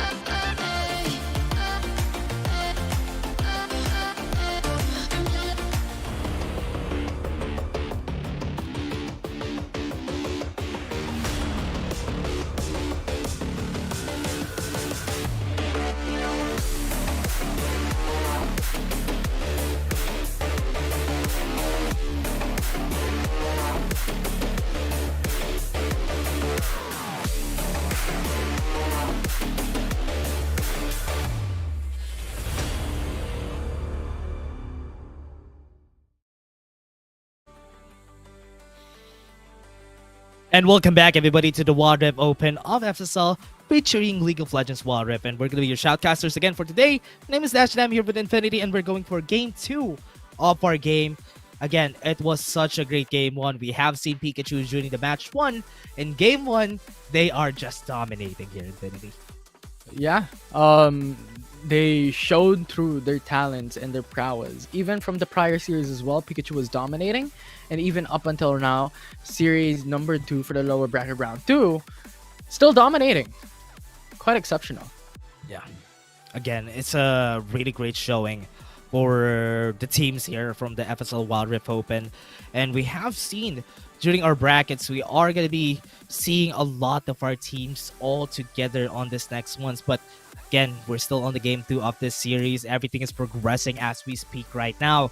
And I'm hoping to see the teams, most of them, right here in the lower bracket finals and on the lower brackets and even on the upper brackets later on. Yeah, for sure. So I think we could look at the brackets. I think that would be something that we could look forward to, like how these teams were working around these the FSL Wild Rift Open.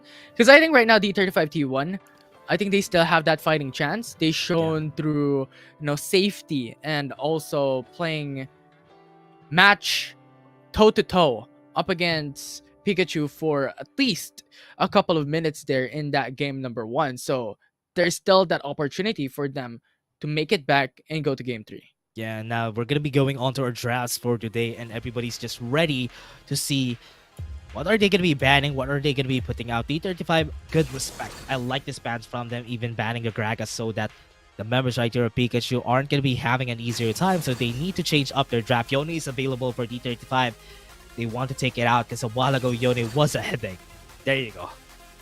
Yeah, and they're gonna pick it up for themselves. D35 T1 has that prio, could still go into mid lane, could still go jungle, could still go top. Regardless, that is a very flexible pick. But Karma and Corki being locked in by Peekachu as it is Good left answer. open. Yeah, Carmen Corki, good answer to the Yone. But we have seen the Aatrox is still available if ever they want to. And also, if Peekachu wants to, they could just pick out the Gwen if ever they want to start something different here. If they want to fight against the Yone into the late game.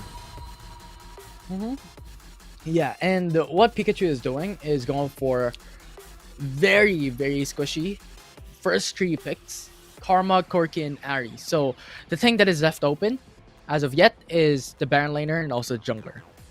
Now, there are a lot of picks still for that. Could be a Wukong, could be Aatrox, could be Kha'Zix. But they need a frontliner for this one. Yeah. And right now, Lucian getting banned just says a lot of what they want to do here. They don't want the flexibility of the Lucian going to the mid lane, going to the top side if ever.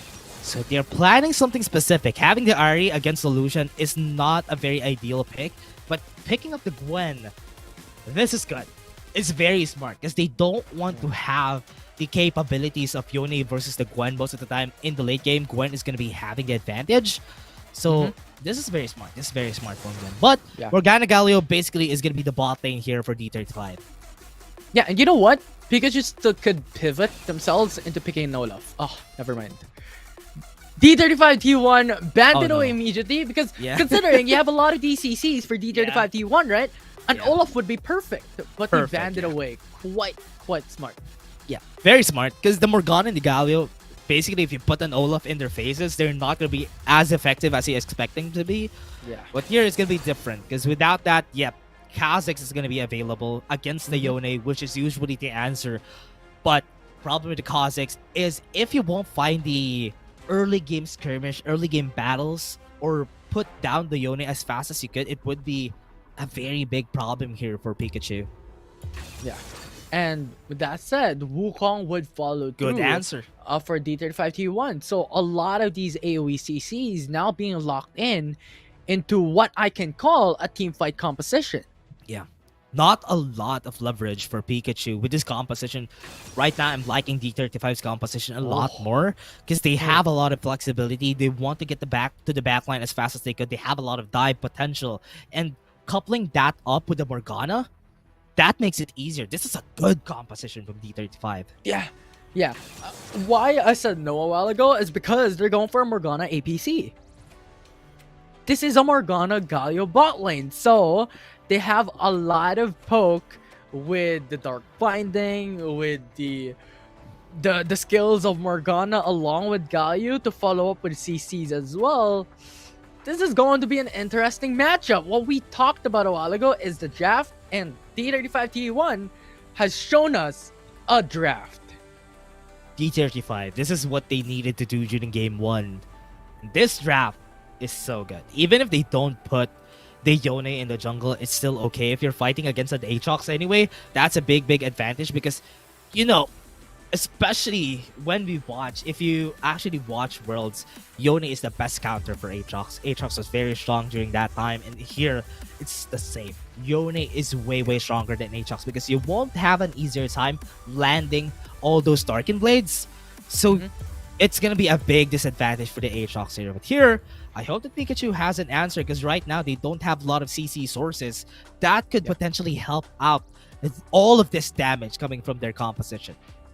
Yeah, plus, on top of that, if Aatrox goes for the World Ender, Yone could just go back away or even CC as well, and Aatrox can't do nothing. So there's just a lot of these opportunities for a counter onto the top lane that D35 T1 has put in the draft, in their draft specifically. And what I like about them as well is they have Wukong along with a Galio as well. So if Yone comes in, or even if Wukong engages off a team fight, Galio can follow suit, and then you have Morgana to Dark Bind, and then just the front line will have a huge safety net for D35 T1. Yeah, I like that. I like what you said, that this is going to be way different. D35 would have the biggest leverage right here because even if they make mistakes, it's okay because they have a lot of ways to get in and get out of this fight. Because remember, as we said, you have the lag shield, you have the hero's entrance. If Powie, Juniper, and Narda goes in, they have ways to get out. And that's what's great about compositions like this. But Pikachu, it's not even one note. The composition does have a bit of damage, doesn't have a lot of identity. They can just get in and out of fights, which is okay. But how are they going to be finishing these targets? Because they don't have that holding power, that CC, to put all this damage on to the members of D35. Yeah. Although something that I'm noticing here, Dash, is that a while ago it was Anina Nina who was just- the jungler. Yeah, But right now, she's Is the it- support. yeah. They wanted to do something different for this time around. Because with Ani not being in the support role a while ago, might be a bit different. Maybe she's way more aggressive, especially when using the Galio, which is something that you need. And we all know that most of the times, even in WRLA, you are, especially when you're playing the Galio, the aggressiveness of these Galio players are just immense. Yeah. So this is really interesting on the lookout for D35 T1 and Peekachu at the same time. And right now, when it comes to the early game, I don't think any of these two teams will be quite What? aggressive. Interesting. But this is surprising.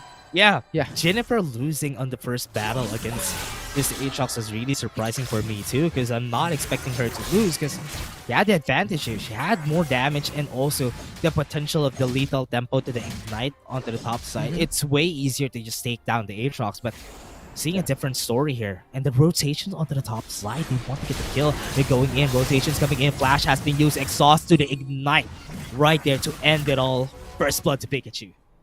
Yeah, Flash Ignite for Yone is not gonna be enough. And Pikachu getting the first blood as well is once again a statement to make. They have shown us, you know what, we can have a disadvantage for a bit when it comes to the graph, but our macro play is superior up against the enemy team.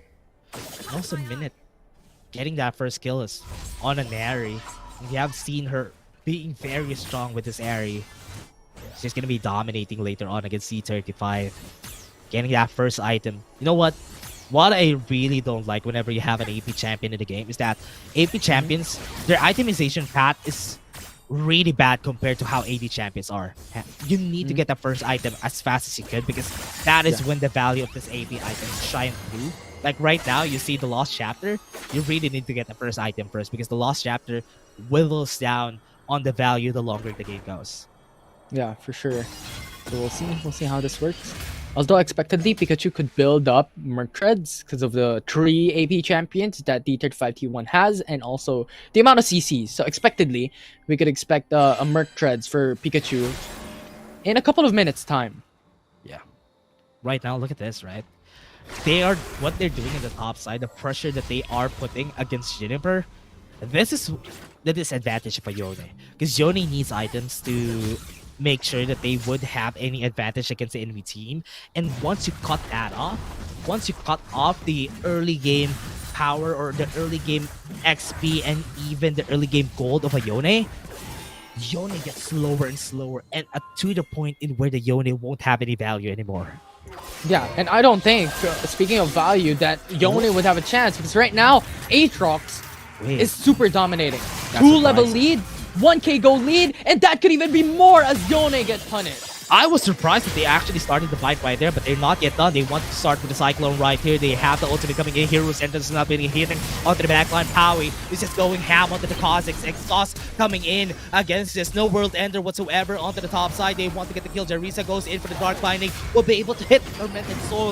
And that's going to be what they need against Pikachu. The start of the fight is just going in their favor. They still have a lot of things to use with. They are going in with another dash.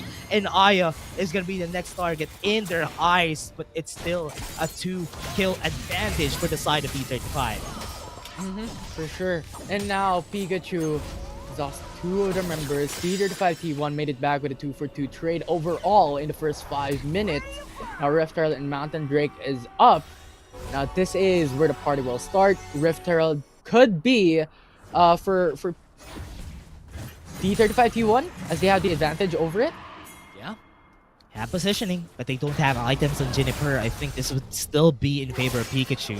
because right now the Aatrox does have more items compared to them, and the package is already available too. And even if they have a lot of dashes, the Charm will be able to hit on the Jarisa half HP with that damage. Package is available, they can use it anytime they want. They laid down the package, and the Jennifer is not going to be hitting the Fate Seal. They're just running away, they're kiting down the members of D35. They got the Rip Herald with no answer whatsoever, low HPs on a lot of members, and will be able to hit on the sweet spot. And that's going to be Aatrox taking the kill, and that's a second down the drain for Peekachu. Yeah, and that's really unfortunate. If you've seen that team fight, Juniper missed the Fate Seal. So no one got CC'd from the Rift Herald pit, and on top of that, there's no more opportunity for them to make it through. Gaia was far away, Narda was far away. At that point, they lost the objective, they lost 2 members, and they lost from that fight overall with the player taken down. And they lost a gold lead, 4K gold lead on the side of Peekachu. That's big at this point in the game. That's basically an item for the side of Peekachu. And now Mountain Drake is still available. Infinity. We're able to hit the Shuriken toss, and Narda is going to get punished just because of that. Very careless of them. And the flash coming into the exhaust is not going to be enough for them to survive. Tower in the mid lane is looking like cherry for Peekachu because they want to take it down as fast as they could. And that they got. Mountain Drake is going to be taken. Yeah, and Peekachu at this point is not stopping anytime soon. Objectives time and time again. Rift Herald pushing through the tier 2 third mid lane as well. The Mountain Drake secured. Who can stop them? Peekachu is looking at this game like their lunch. D35. They are just getting gobbled up by Peekachu. And 2 towers down at 7 minutes in the game. And they haven't rotated already onto the bot side. Another tower might be down right here. Powie has been hit. Cyclone has been used. World Ender from this. Oh, wow. They're not even stopping. They want to hit another Powie. He's going to be chased down. Good. Brock on the grass is dying, and might be another kill right there. That's going to be what they need. The outplay from Powie. That is what they needed. And a bit of a breathing room for D35. For sure, that is a bounty onto Wukong. The outplay from Powie was amazing. I did not expect that. Peekachu in the bottom lane. Peekachu. Damage coming from Aya. Rocket Barrage was able to hit. Careless from dismembers. That's going to be the kill on their side. 1 kill. Mistakes have been done by Peekachu. Slowly but surely, they're getting these trade backs. They're getting these kills. That is really important at a state of defeat because Peekachu is so much lead so far in this game too, especially if D35 T1 wants to make it back because of match point. They have to win this round. Peekachu knows. D35 knows that Peekachu is confident and they're using it against them. This confidence might be deadly for Peekachu because if ever, they might electrocute themselves. This could potentially get the lead onto D35, and that's not what you want. They have a Yone in their team, remember. Don't want a Yone getting back into the game because if that happens, Yone would be a big headache for Peekachu. Yeah. It will indeed be a huge headache. Bot lane though. But still, I'm looking at a huge disadvantage for Yone. 2-level gap between 2 Baron laners is really big in 8 minutes. Tower in the bot lane. They have the advantage. They have the Vision. Narda doesn't have the Untitled Chapter, but they have the Flash. D35 was able to get away from that fight. Because of that fight happening, he has the confidence right here. Jennifer does have the Fate Seal to use here. Transcendent Embrace to stop them from getting closer. And they are not going to be continuing, but Rift Herald is up on the top side. The Dark Binding from Morgana, that was good. Like, that was a prediction shot. Aatrox was not there at the moment, so that was amazing. But now, Rift Herald being up. Expectedly, Peekachu will get this unscathed from D35 T1, but if those 2 ultimates connects with Juniper and Powie to enter that fight, wherein Ananina Nina could follow through with the hero's entrance, this could be their time to shine. Rift Herald is up. D35, as he said, they are going to be needing this confidence from the team. But looking at this, I think too confident from Powie to go for this. The package is available. They got the Rift Herald exhaust has been used, and Powie just went in for Nah. And that's going to be a kill for Peekachu. Yeah, time and time again, Peekachu is looking for these huge value targets. Powie is gone. No jungler is available for D35 T1 for the Nardo. foreseeable future. Perfect Right now, execution Nardo. available. They have the ignite. Not gonna be enough because they have the honey fruit in their hands. Might be a re-engage coming in from Peekachu. They don't have anyone just yet. And even with the doubts that they have a while ago, Infinity, Peekachu is faring up pretty well. For sure. Right, 9-4, 8k gold lead still, and their vision game is immaculate. Right, they had bottom quadrant vision for over a minute, uncleared, so they know where D35 T1 is during that time.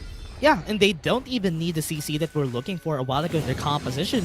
If D35 are the ones who are going to be engaging against them, that's the best CC that they can go for, is that if they're engaging against them, they don't need to hold them out, because that's what D35's composition wants to do. If they want to get close to us, let's let them, and let's just put out the damage against them. Yeah. However, Peekachu, once again, another objective down the drain. Tier 2 turret mid lane that brings them up into a 9k goal lead up against D35 T1. And so far, Juniper is so far from getting the level gap closer and closer in a Baron 1v1 matchup. They're being forced to rotate. They're being forced to react on what Pikachu's gonna do. Looking at how Pikachu's playing this out, Infinity, the charm was able to hit on the mid lane. Ani is gonna be down.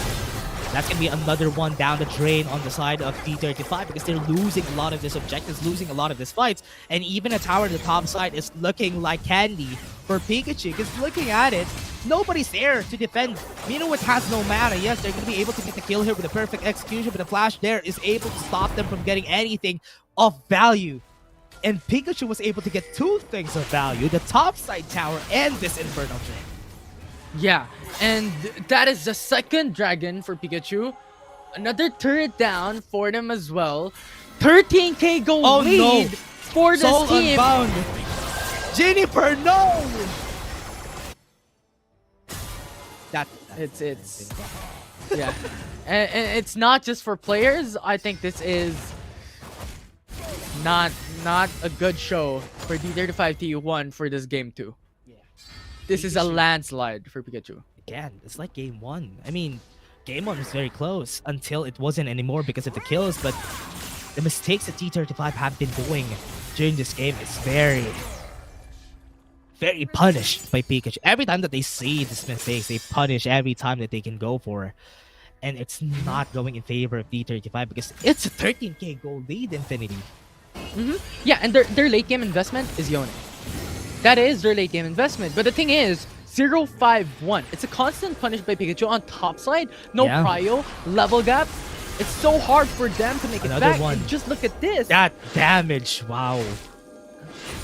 Doesn't even This can't happen. Yeah, and even because of the towers that they have, Infinity, it's the reason why this is happening is because they can't get any priority in their laning. Because without the towers, you just can't get close. And without the vision here, they might just get punished again. Because they're going to be getting close, Infinity. D35 is going to get close to them. And they saw the ward being put out. They might get the vision right here. Look at that, the knockout coming in. Hero's Entrance has been cancelled. And they might go for the cleanup. Teresa has been hit with a charm. And that might kill the end for D35. But not yet. They're still too close. They're still too fast. Teresa, again, hit by another skill and half HP onto Teresa. Yeah, sure. Now, Baron after being started. Jungler is available, but I don't think this is going to be a chance for them to make a steal. Not even close. Not even close. How we can't even get close in this objective. Flash has been used. And Infinity. This is just a dominating battle. Time and time again from Peekachu. Another stump from the game. Yeah, and I don't know if they could still make it back. If there is, it's probably like 0.something%. But this is looking It's a miracle like if they come back from this. yeah, there's looking like a win already for Peekachu because of their dominance in this game 2. Yeah. Too much. It's too much stealing. 6 towers down, 15k gold lead, 2 Drakes, and even a Baron on the hands of Peekachu. The only thing that could help you out here is maybe try to get a shutdown gold and slowly back get in. up there. Yeah, that's how they can go for it. But with another kill coming in from Peekachu, a 4v5, that's not possible to do. Right. With a 10 kill lead as well. We'll see though. Because right now, if they could just burn down the Baron Nashor, if they could get the ace, that's the chance. Woohoo! That damage from Aatrox. And with Peekachu just taking down these towers. Not even an answer from the side of D35. This might spell out an end. The slow death of D35 in his lower brackets. Pikachu are just spelling them out. The execution has been called already. And D35 has no answer. Leap in, Hero's Entrance, no damage, and they just want to end it all. Aya is just gonna be doing the damage out to the backline. Power tried to go with the Cyclone, but it's not enough. Juniper has been exhausted. And the finisher from Peekachu, the best kill that they have. The ending. They are just breezing through this lower bracket run against everybody else in this lower brackets. What a series. Pikachu, 2 in a row of a 2-0 matchup up against their enemy team is a statement to make. Yes, they lost up against City Dogs in the upper bracket, but here in the lower bracket, they dominate. Lower brackets. Infinity is just the immaculate calls from this team, Pikachu. They're so good at using their objectives into their advantage, and even with the drafts, they know how to move around it. The Airy, the Corky Karma, they can't even get close against them. Even with the amount of CC of D35, what they can get is just a 4 kills. There you go. 4 kills is what they can only get, even with the amount of CCs that they have. Because they played around top lane, Juniper can't even deal the damage that we're expecting from the Yone. Yeah. Really amazing stuff there by Pikachu. So we'll see if they could make it through to the lower bracket finals to the upper bracket. Yeah. So that is their goal, expectedly. And I'm excited. I'm excited to see this matchup from today and also tomorrow. Honestly, the next game that we're going to be having is going to be up for a surprise, because we're not going to be looking at Pikachu on this next game, which is a different game for us, but we're going to be going for Kitsune and UGH Guardians, the other team that is in the same bracket for round 5. We're going to be looking at their games for this next one, because they took quite a long time from the last game. They got 2-1 against Upside Down, so this is going to be way different, because maybe the players might be exhausted from their last game. I hope they're not. I hope they're fired up for this next one, because Pikachu is going to be the next one if ever they win from this next one. But they are up against another, maybe Pokemon Kitsune is fighting against UGH Guardians for this next one. But before we go there, we're just going to be taking a short break. We're going to be your casters again later on. And again, we're your casters a while ago from the last game. We're Dash and Infinity. See you guys in the next game.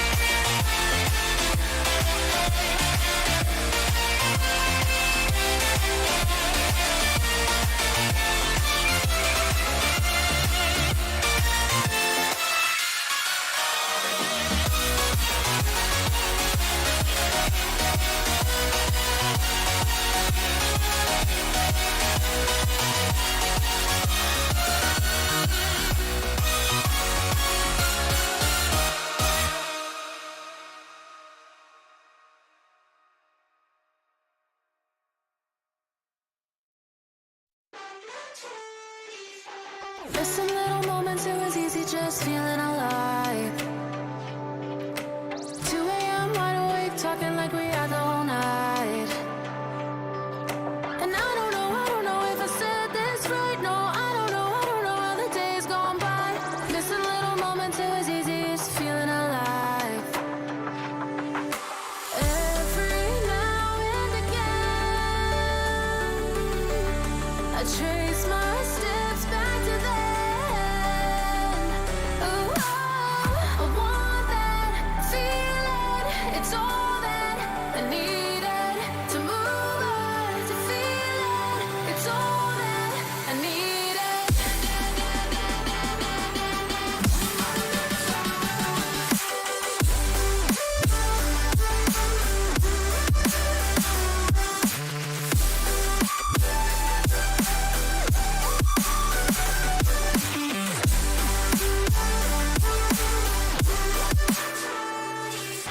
Searching for the moments I'm a little less empty inside. Few late nights 'cause nobody seems to make the time. And I don't know how to do this right. No, I don't know how the years gone by. Searching for the moments I'm a little less 25. Every now and again, I trace my steps back to then. Ooh, I want that feeling. It's all that I needed to move on, to feel it. It's all that I needed.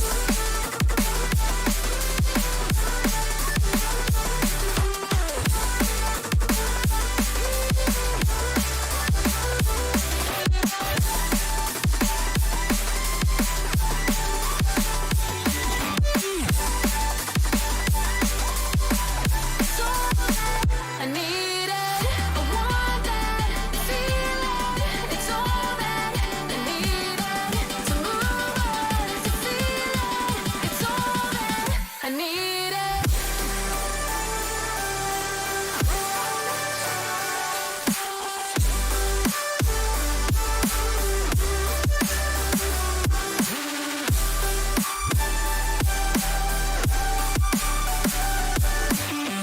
To move on, to feel it. It's all that I needed. How the years go by, searching for the moments I'm a little less 25. A little less 25. A little less. Searching for the moments I'm a little less 20. A little less 25.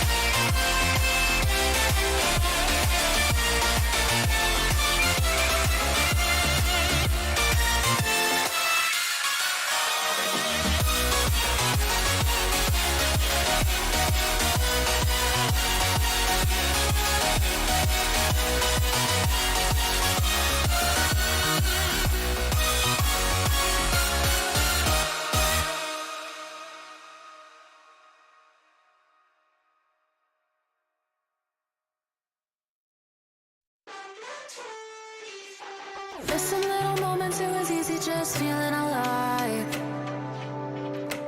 2 a.m. wide awake, talking like we had the whole night. And I don't know if I said this right. No, I don't know how the days gone by. Missing little moments, it was easy just feeling alive. Every now and again.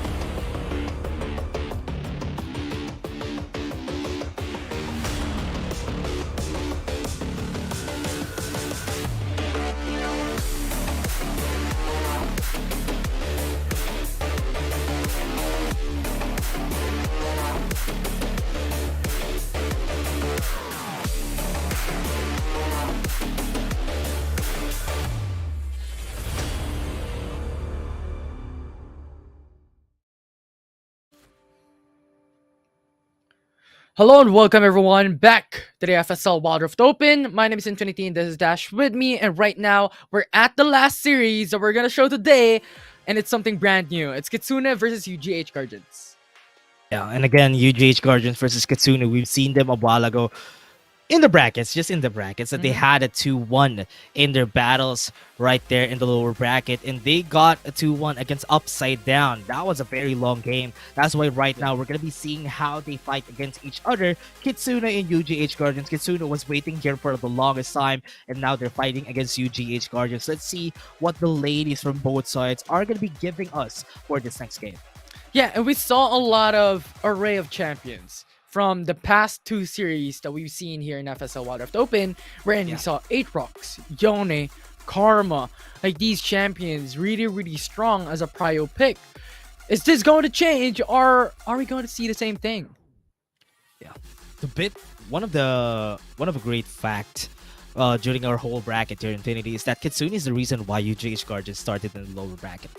So this is basically a revenge match for UGH Guardians against Kitsune, because they are going to be fighting again, meeting up again. Is there something that changed in this lower bracket one of UGH Guardians? Is there a reason that they're going to be evolving for this whole tournament? Because this bracket that we're looking at, they fought against a lot of great teams for UGH Guardians, even Kitsune.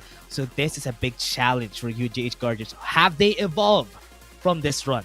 Yeah, and on the other hand, Kitsune got defeated by CT Dogs, and CT Dogs is pretty much one of the strongest, if not the strongest, team here in FSL Wild Rift Open at the moment. So that is expected, but this is going to be a bloodbath, to say the least. Yeah, look at that. We're already there. Look at the slower brackets, Infinity. We've seen UGH Guardians with a 2-1. They took a long time in their fights a while ago, so I hope they are not as exhausted from this game and this game's going forward, because Kitsune is at the ready against them at 2-0. It's a fight that is hard to get back against a team that fought you at the start of this brackets for the FSL. But looking at Peekachu, MDH Esports, and CT Dogs, they're waiting for whoever's going to be winning here, and they're at the ready for who's going to be going. Lower bracket finals, we're going to be seeing it tomorrow, but this lower round 3, it's not going to be streamed, but it's going to be seen, and will be seen also later on in our brackets after all this live stream has been done. Yeah, for sure. So I'm really excited. Is this going to be a 2-0, a 2-1? Because earlier into the day, right, Dash, we've talked about how the series will go. Unexpectedly, we were saying it might just be like a 2-0 streak all throughout the day. But this time around, this a bit different. So you've mentioned this is a revenge match. This is the vengeance story. So if they can defeat the team that brought them in the lower bracket, this changes the whole thing up for FSL. Yeah.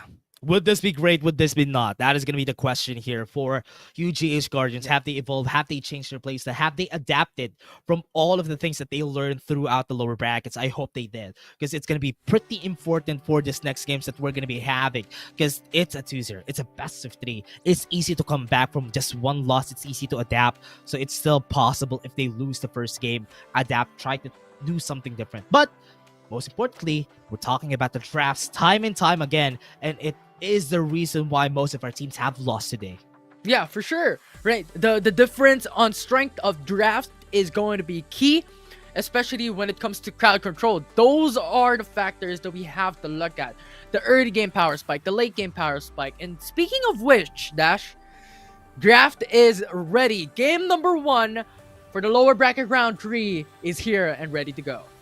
Okay, let's see what's going to happen on this next drafting that we have. The Karma, again, another respect ban. Karma is always going to be banned, especially for teams that are in the SEA. Karma is just such a great pick on both of our teams. So now, with Kitsune and UGH just wants to be careful on what they draft against them. A lot of the supports getting banned. Looking at how it's going to come through here, Infinity, I believe that UGH and Kitsune are going to be picking an ADC. That's why they're banning this utility supports in their hands. Yeah, could be, right? And we still have Yone open in this game. Camille is also open in this game so far. So these high priority picks are still available in this draft. And a ban for Kitsune. That is the question today. Galio will be their second ban. Wow. Galio, Aatrox, Yone, Gwen possibility here for UGH. I mean, Gwen is not that strong anymore compared to how she was before, but Gwen in the late game still a monster, So right now with what they're banning, a Camille is a possibility. If they're not going to be banning the Camille is easily going to be taken, and the Yone could be a potential answer back to that. Yeah, and Lucian would be open as well. If Camille is prioritized by Oh, UGH yeah. Guardians, it can be picked up. That's going to be hard if Lucian is going to get picked. Oh wow, Yumi is going to get banned. A lot of this utility supports, because they're focusing the bans on Zandra, utility supports, they don't want to see it. So with that out of the way, there's a lot of things that they can pick up. But the Wukong on the first pick, oh no. A huge tendency to go for team fights for UGH Guardians in their prio pick. There's a Jace, there's a Lucian. This could be a Jace Corki, There's a a lot. Jace Lucian pick here for Kitsune. Yeah, there's a lot of things that they can pick. Jace Lucian, Yone, Camille. There's a lot. They're probably going to be giving something to UGH Guardians, but they don't want to give the Camille and the Yone. Oh! Okay, that's big picks for Kitsune. This is a really strong start of a game 1 for Kitsune. They need to pick the Lucian, for sure. They The have Lucian to. Jace needs to get picked by UGH, because if they don't pick it, Kitsune is just going to take him all. For sure. And this is No this way. is not looking that great for UGH Guardians at the start of this draft. And the Lux way. is going to be hovered alongside Leona? a Leona. Oh no, okay. Jace. They could just pick. It's like they have the lottery in front of them. Here's the answers. You know the answers. Just take them all. Just take them all. If Oh. UGH plans this, I do believe, I hope that they have a plan against this composition. They should ban it on this next sure. rotation. For sure. It's looking quite scary here for UGH Guardians. However, Jax is still open to match up against potential tank champions if ever Kitsune goes for that route. But instead, they're gonna ban it away. That's great. That's great ban.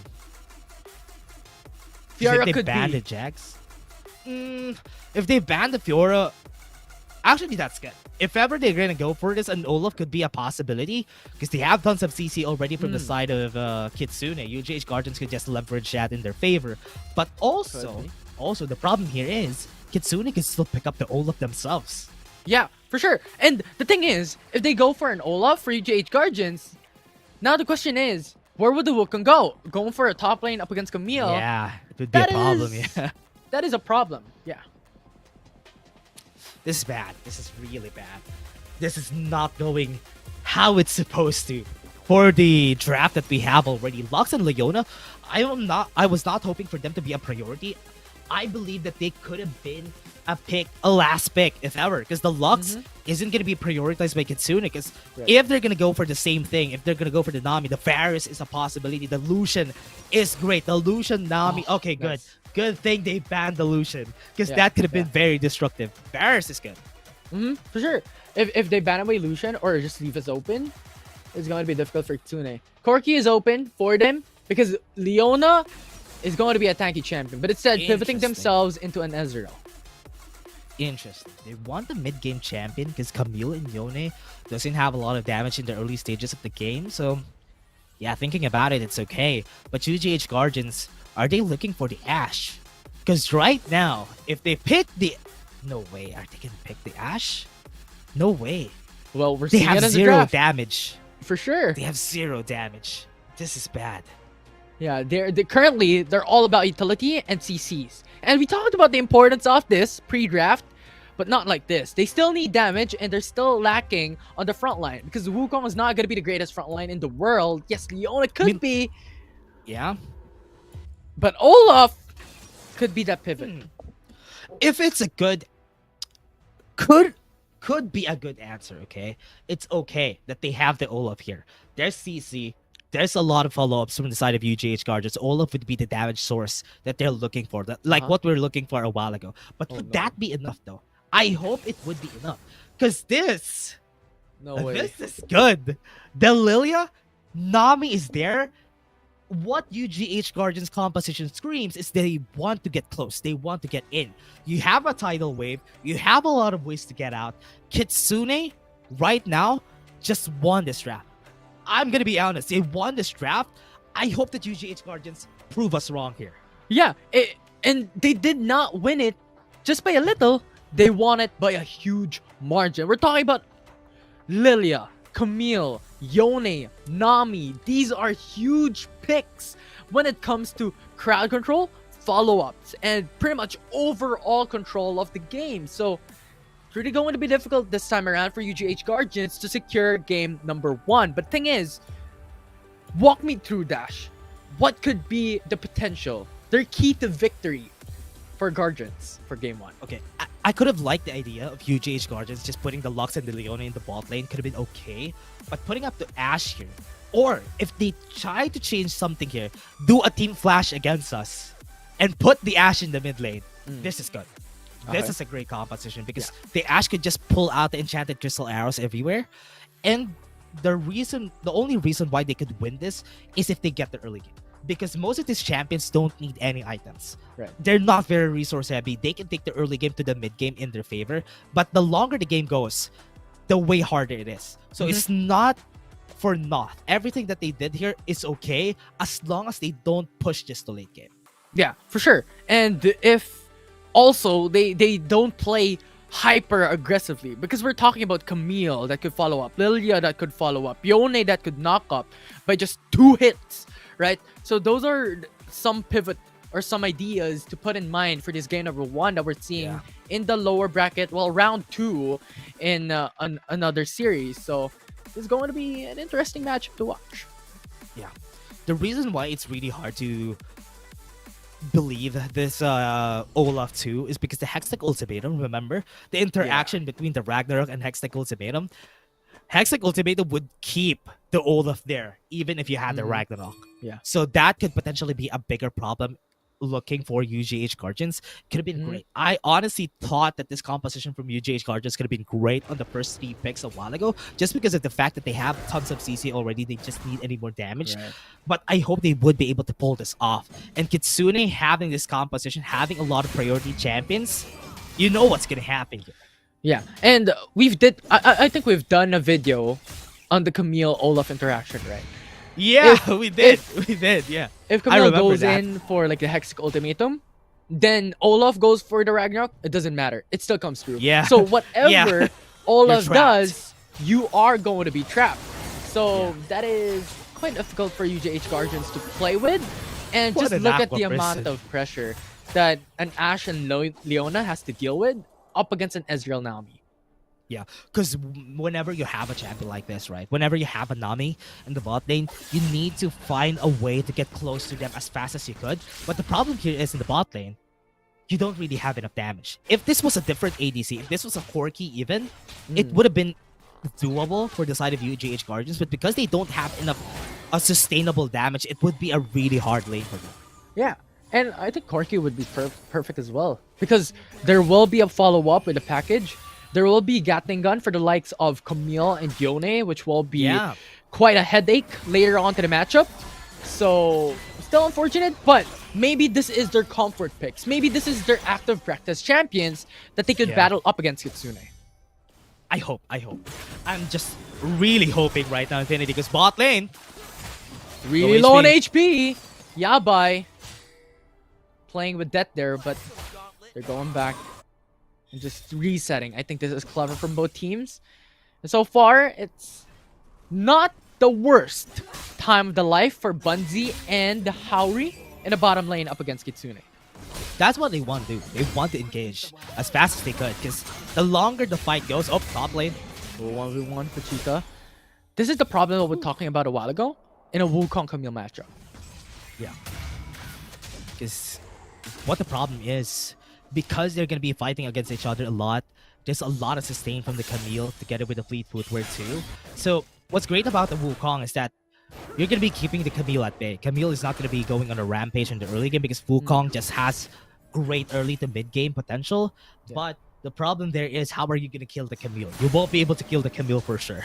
Yeah, especially with passive, right? Having an extra amount of shield to use Yeah. in an all-in engage, Wukong can't do nothing. Along with the Yep. fleet footwork as well, that's hell of a matchup to fight up against. And right now, though, we're going in for pretty much a very, very standard type of playstyle. No one's going for hyper aggression. This is what you want, especially if you're UGH Guardians.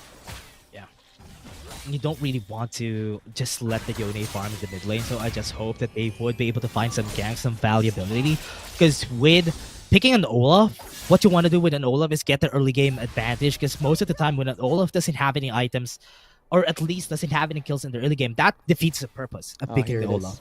Here it is, level 5 for both these teams. Oh, going in for the solar flare. Whoa! Ragnarok to follow up. Tidal wave tries to disengage. Not gonna be enough. First blood already secured by Answer. UGH Guardians. Two-shot barrage is there to deal a little bit damage, but that is a good engage for UGH. Great combo from UGH. They even used the final spark in the mid lane to try and get the kill out there to not make it even, but getting the first blood was important for UGH Guardians. Like what we said, this is what they need. They need the advantage in the early game in order for them to win against them. Fate Sealed used. Nice try. Nice try. That's all we can say, because Olaf, sidestep, phenomenal. No kills for Nose. And pretty much overall, it was a 1-for-1 trade. Yeah. Kitsune, with what they have right now in the draft, it's looking like UGH knows how to play with this composition. This is basically what it all comes down to. How you play around the composition that has been given to you. Don't have enough damage, use the CC, and take down as much as you could. And giving that first advantage, or at least the first successful gank onto an Olaf is very important. Yeah, and their playstyle would be this long-range engages. You have Leona. Yeah. Oh my. Nice kill. Wow. Yeah, definitely. Anyways, going back. They're long-range engages. You have Haori with a solar flare. You have Hanahaki for the light binding. Ash with the enchanted crystal arrow. So there's a lot of these long-range engages with Tenshi to be able to follow up, and Xandra as well with Cyclone. So I think that will be the dependency for UGH Guardians this time around for game 1. They're trying to take the Rift Herald right now and going for a trade. Very smart for Kitsune to actually go for the Rift Herald. Not going to go for any fights against the Olaf. Because, you know, the Olaf in the early game, you can't really fight against the Olaf, especially when you have tons of CC coupled with it with this composition. But looking at the reaction coming in from Kitsune, top lane has been taken down without an answer. They want to take down the mid lane, but what they can do here is just take some plates, because it's going to be taking a long time before they take this down. Yeah, and Nose has ultimate as well. If they stay a bit longer, they could go for it. Fate Sealed is ready. Oh, Not they gonna have pull through. That's smart. Oh no! For sure. Good thing Lullaby But is right available. now, Leona going for the Zenith Blade into the backside. Nose is rooted down. That is Wow, Lullaby. exceptional. Chris locks on the Lilia. Fate Sealed Wow. connects. Leona is down. Soul unbound. Bunzi is in danger. Nose catching up. But Enchanted Bunzi's Crystal dead. Arrow might just have saved her. But Wow. no, it doesn't. This is a triple kill for Kitsune. Traded for 9. Kitsune. Wow, what a great start for the fight for Kitsune. They started it off pretty mellow during the start of the fight, but UGH Guardians had a mistake right there. They started to go for a fight. Leona having a Zenith Blade onto the back line just made her a big target for the team. Take her down and take down the back line. And that is what we're saying a while ago. Once they kill one, where is the damage going to come from? They don't have it if Olaf is not there. For sure. And so far, Kitsune at the moment has a 2.2k gold lead. But UGH Guardians has the Ocean Drake. So maybe that could be something later on to the matchup. I still don't know. But looking at items, man, immune for Bunzi. And this states that you want to go for a bit of late game later on. UGH is going to be having a problem later on. They need the damage here. And they're not going to be having it. Because I was expecting the damage coming in from the Bunzi going for more of a crit build on the Ashe. But going for the poke Ashe, Mana Mune to the maybe the Black Cleaver right here. It's not going to be beneficial for the team, Infinity, because they don't have the damage like what we said. And Tenshi is even going for the Black Cleaver first item, which is okay, but they won't have that flare that we're looking for in the team. Yes, they have tons of CC. It's not going to be enough. For sure. So right now, this is looking a question mark, a mystery for UGH Guardians to say the least.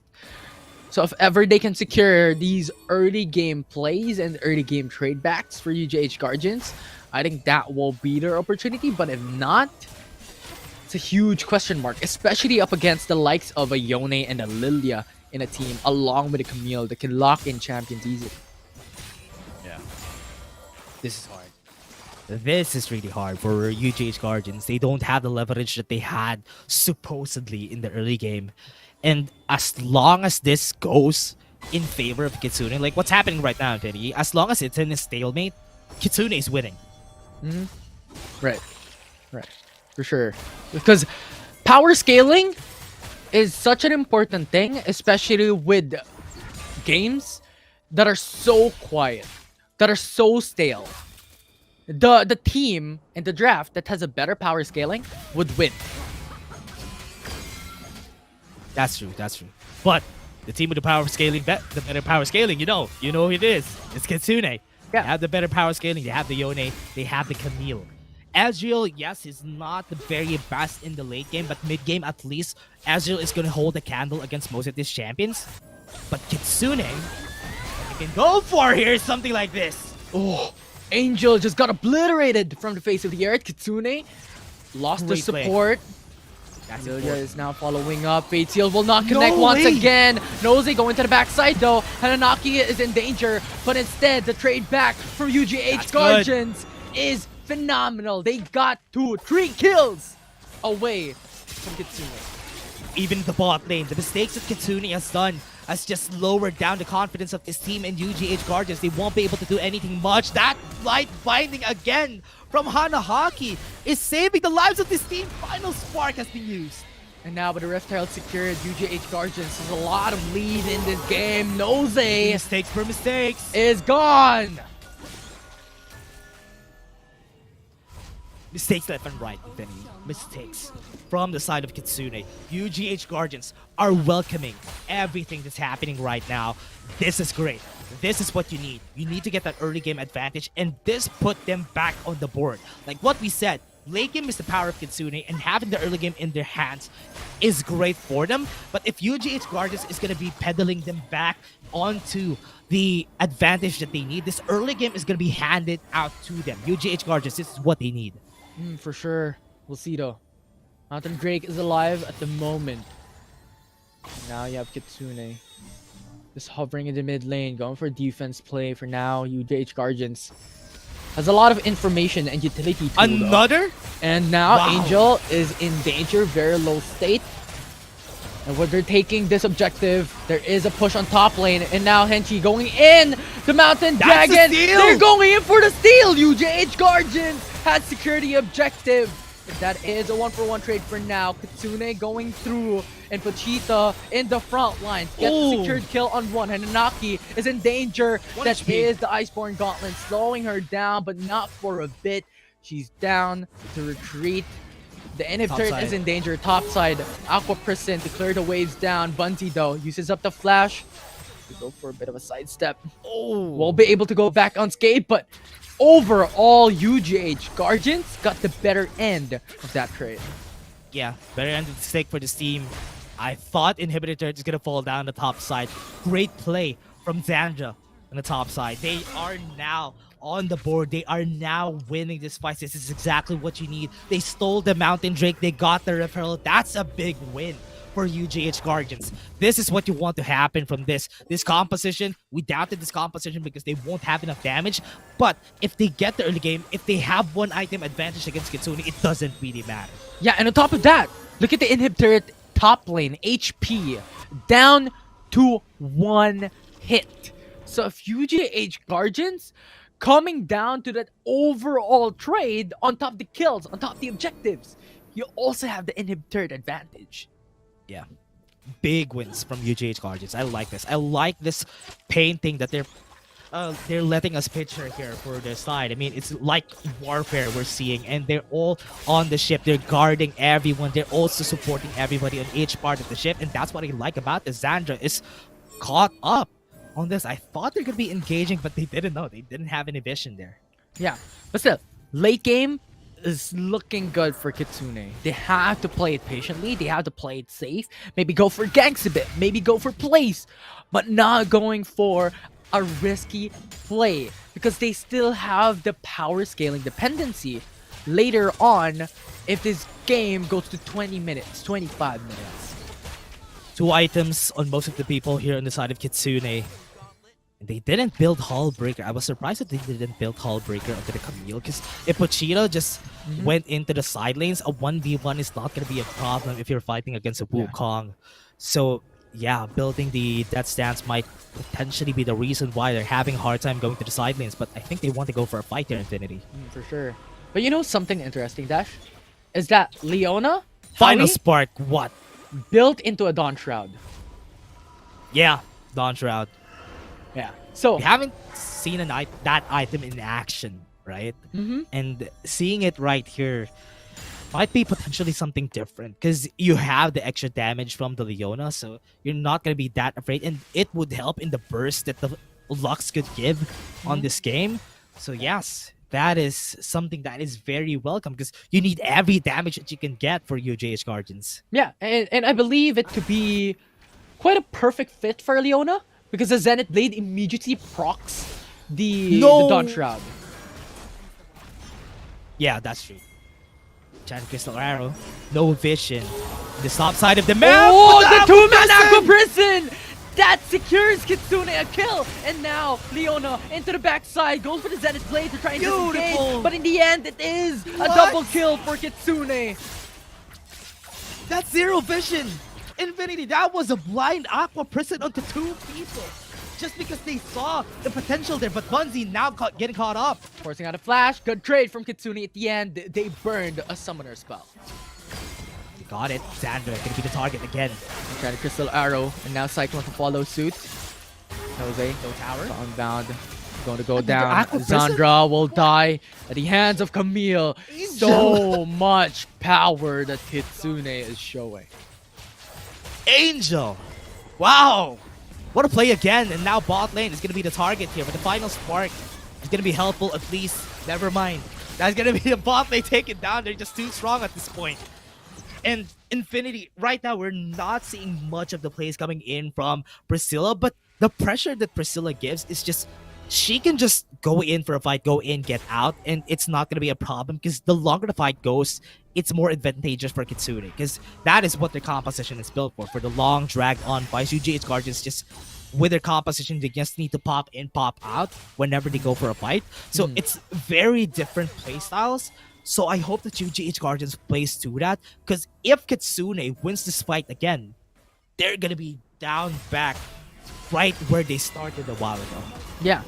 And right now, from a disadvantage, they brought it back to a 1k gold lead. So Ew. that is an indication of a good thing for Kitsune towards this 16 minutes. And once again, we keep reiterating this, they have the advantage late game.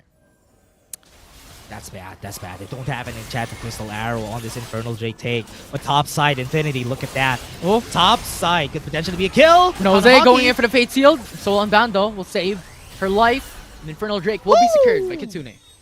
I thought that's going to be the kill, but top side, though, might be taken down here, Infinity. Yes, it is. Hextech Ultimatum onto Xandra. Xandra is knocked down. Cyclone, go for the knockoff to buy some time. Pachita is exhausted. And now the follow-up with Enchanted Crystal Arrow will burn Pachita's Ignite. life. And now Priscilla is coming through with her spawn. Leona with a Zenith Blade goes for Lilia. And now they follow through the double kill already for Xandra's so Xandra. Now the flash from Yabai catching up. And now he won't be able to use the blast cone. That will be a kill trade back to Kitsune. She hit the wrong target. I thought that could have been it. Could have been a great outie. But it was the turret unavailable already on the top side. Great way to take down the pressure against the members right here of UGH Guardians. Xandra played that so well. And now with the Wukong being so strong right now, top side out, one pressure out, breathing room for the side of UGH Guardians. Yeah, and so far for the foreseeable future, for a couple of minutes, UGH Guardians will be able to get lane prio on top lane. So that will be a good thing, because now Kitsune has to send one member off to the top side to constantly defend. Now, how are they going to be playing this out? top side not here. They need some TPs in order for them to be effective on this next fight. And even if they want to go for a fight, oh, Final Spark again is available. Do not push through though, because that's a dangerous spot. Only 2-man was rooted from the light binding. So Kitsune is not going to go for an all-in, and UGH Guardians as well playing very safe. This is very bad because Kitsune, they're being forced. Pochita is being forced to go into the bottom Jose side. ultimate. And now, like, there's Anja, Cyclone. Going for the flash, and try to Crystal Arrow will not connect. Cyclone is there, but instead that will be a kill for Ezreal. And now this is an all-in for both teams. Solar You have the flare. backside with a flank coming in from Olaf. They just demolished the back end of Kitsune, and one by one they have to say goodbye. Leona going for the Zenith Blade, Soul Unbound to the backside, but that's not gonna be enough. Your soul is left on the ground. The Quadra secured by Tenchi. Quadra kill onto UGH Guardians Kitsune. I thought that could have been a fight that could have been in their favor, but because they lost that, it was a 4v5, and that's why UGH Guardians was able to sweep out, mop the floor against Kitsune. And now, even with this, they could start out. The damage potential coming in from Hanahaki is enough to be a threat against Kitsune. Now, even with this, they can't start the Baron, but it's still okay. They still have the top tower down, so it's still an advantage. And Kitsune is always going to be forced to put Pochita on the top side. Yeah, that was a crazy play from both teams, but UGH Guardians, slowly but surely, this is what they want. You know, getting those pickoffs and getting those opportunities to make the plays, the flanks. And this is the statement wherein they constantly had to send one member on top side, and that gives them the advantage for team fights later on to the matchup, wherein if Kitsune overextends, they have the lead. Okay, I always need to praise out Sandra. Also, Hauri is also a big player right here. But top side though, Sandra. Right, so ultimatum on Zandra, followed up. No damage. Now the Cyclone into the back end will not No be way. enough though to kill Elder's UGH. up. Oh well, rather from They want to get a kill for themselves. And they even have the Enchanted Crystal Arrow down Infinity. This would be good for Kitsune. Soul Unbound on Tenchi, forces out the Ragnarok. Fate Sealed will not be anything Solar Flare? of use with the Ragnarok Solar Flare to Damage? follow up. The final spark gets the damage through. A 1-for-1 trade. Light binding again from Hanahaki. Enough to finish it out. And Kitsune, what is that? They're always having a hard time starting out these objectives because they're losing one member time and time again. They're always being over aggressive, but right now that might be a top side. It's being taken over, and Enchanted Crystal Arrow was able to hit. No way! And now the Ragnarok is proc. Tenchi is going in, but Lily is there to Prison? defend. Might just be a double match Solar lead. Flare Zenith again! Blade to follow up. Stasis and Chat to buy time. Kitsune is able to go for the respawn, but instead the CC is phenomenal. Priscilla is locked in. lullaby! The TP is there for Zandra, but that will be over. UGH Guardians constantly making miracles happen. Not even that, Elder Dragon is still up. They have 3 people down onto the side of Kitsune. Still possible for them to start this and maybe end it all. Elder Dragon, UGH Guardians, they want this revenge, the vengeance that they're looking for. They're piecing the puzzle. They don't have any vision. They might be able to start it out Infinity. Enchanted Crystal Arrow onto Angel. Angel is gone. Yaba is trying to make plays, trying to buy time. Fate Seal will not connect. Elder Drake, 3k Can't steal HP. this. That will be something of very importance for Need to kill both Tenchi. teams. Elder UGH Dragon. Guardians will secure it. They have the execute power, and now Tenchi Damage. is dominating. They ace Kitsune. Wow, UGH Guardians, just because of the Elder Dragon take, they lost all of their members. And this is just such a great way to show us how it's done, this composition. Their CCs always hitting, and the mistakes from Kitsune starting at twice that they can't win is the reason why the Elder Dragon has easily been taken by the side of UGH Guardians. Kitsune are losing the calls, are losing the fights right now. Yeah, and we mentioned that they have the power in the late game, but so far, UGH Guardians exceeding expectations. Right now, Zandra going for the play. They have the Elder Drake. Priscilla has no chance to battle up against Zandra at this point in time. UGH is going to get the Baron uncontested. Yeah, free Baron to the side of UGH Guardians. Wow. And this is just such a great fight from the ladies. Both sides are unrelenting. They're not letting any of this, any of the kills, any of the objectives get in their heads. UGH Guardians are playing this so well. Hanahaki, potentially the biggest threat on the team here. One light binding might end someone's life because of the Elder Drake. Yeah, right now, Kitsune. Down for the count. They have to burn the Jack Baron. They Crystal have to Arrow. burn the Elder Drake. If they can't fight this. UGH Guardians constantly pushing the mid lane though. Tidal Wave is there, knocking up the minions, hoping for a clear in wave, but so far they're having Prison. so much difficulty. Solar Flare now into the backside. They're going to push the inhib turret. Now it's down. Power's down. Kitsune open for the Nexus. They're defending the Another knockoff for the Aqua Aqua Prison. That's so But big. GA is there. Lilia going to the backside. GA is pop. Face seal to the back end. Noze going in for the back end of that fight. Lilia is down. GA. It is a 1-for-1. Kuchida. Kitsune Wow. will make it a double as they kill down Tenchi. 2 kills onto the side of Kitsune. They still live for another day. They lost the damage potential, but they still have 2 damage sources that they can look for. Hanahaki and Bunzi. This is going to be a problem. Here, let's take a look at the here Infinity. It's not yet done. The game's not yet finished. They wanted to finish it a while ago. UGH Guardians, they don't need to be impatient because they have all the items that they need. But if Kitsune are going to be here, no inhibitor turrets on their side, this is going to be good because they can just farm it out. They can just hold it out, get their items. At 5 items on a Yone, a Camille, and even the Lilia, it's going to be disruptive. And they are going to be outscaled by these members. UGH Guardians needs to find a way to finish this and fast because if not, Kitsune might be able to turn things around. Yeah, I mean, they have a lot of long-range engages. They could use it now, wherein all members are scattered. They have Enchanted Crystal Arrow. They have Leona, but as Xanad Blade, a follow-up for the Light Binding is available as well. One wrong move by Kitsune, it's over. As long as Priscilla has the flash, they could potentially win this. Because if Priscilla just goes in and lilting lullaby everyone, they could potentially be taken down. And that is what I'm scared of for UGH Guardians. They need to be careful around here. I mean, the Ragnarok is there available, but if it's going to be a solo Tenchi against everybody, it's going to be really hard. So UGH Guardians, what advantage that they have? They have the map control. They should use that in their favor. This map control is going to be very important because 20 seconds on the clock, Eldrick is going to be up.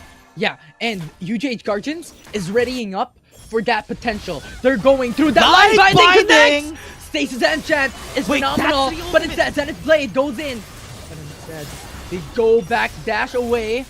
Now Aqua Prison zones away the enemy team. UGH Guardians TP's in. They're starting the Elder Drake. Kitsune at the back end on the hills, trying to look for that opportunity to gain vision. So far, there is none. And Noze is there on the left Yeah, flank. one more. If ever they start a fight, Noze can go in for the Fate Seal. The Elder Drake being focused down by Tenchi. Now HP 2-shot backline. barrage is there. Haori starts up the fight. Solar Flare is there. He's up. But Zandra goes in. Focus on Nice Yamai. hold. But Yamai still gets the kill onto Wukong. And now Tidal Wave Not enough. looking for that opportunity to CC the opposing team. Tenchi is low and Tenchi is down. Elder lost. Drake is alive. The triple kill for Kitsune. And they are here to win. The way they positioned around the map, that was a very crucial positioning for the side of Kitsune. They're not letting anyone get caught up by any of the CCs from UGH Guardians. This gave them the opportunity to take the Elder Drake and also the opportunity to take their position into their own right. And UGH Guardians didn't know who to target during that time. That targeting potential was the reason why UGH Guardians was so good in this last fight. But Kitsune played their hearts out and they know how to play, and that was just a strong showing of positioning, and this is still not done. It's not over until it's over. We still have prio for UGH Guardians in the mid lane and on top lane. Inhib turrets are now showing up, or well, inhibitors are now showing up on top side, which means that Kitsune will now be able to focus on mid lane alone and the bottom lane. We'll see how this would work out for them, because right now this is the comeback potential. This is the comeback change that Wild Rift has implied for the recent patches. Game's not yet done because UGH Guardians are still at the board, but remember, gold leads are not going to be mattering anymore at this point because it's the end game. Everybody has all their items that they need. And also, with UGH Guardians starting off, all of the inhibitor turrets are going down. 25 minutes on the clock. UGH Guardians have been known to take this game on. The long ultimates have been used again. This is Enchant. Yabai just shifts away. They'll be able to dodge Lux's damage. 200 HP for the inhib turret. And so far Kitsune is pressuring all lanes. UGH Guardians Has is so stuck. much more value. They're stuck under the turret. Inhib turret down in the mid lane. Kitsune has the advantage. They're pushing on top lane. And they're splitting down the manpower. UGH Guardians is now on a pickle. They have to do something. Vegeta in the back end. Hananaki has to retreat, has to scour back. Nexus is open. All lanes is pushing. Tidal Wave is there. Two-man knock up. The execute coming in from the Tidal Wave is there and present. The Nexus falls down and Kitsune strikes first in lower bracket round 2 in this series. Great fight, great win. UGH Guardians, I thought that they would be able to turn it around in the end, but as we said during the start of this draft, Infinity, Kitsune has late game composition. That's why during the late game, we haven't seen much of that in the power of UGH Guardians. It was such a great showing from both of our teams because they didn't stop. UGH didn't stop. It didn't really matter to them if they're on the losing end when it comes to these fights, because if they hit their CC, that could spell a win for them. But during the end of the fights, Kitsune knew the answer, knew how to fight. They positioned themselves away from each other so that these ultimates are not going to get the value that they are expected to do. And that's how Kitsune won those last fights.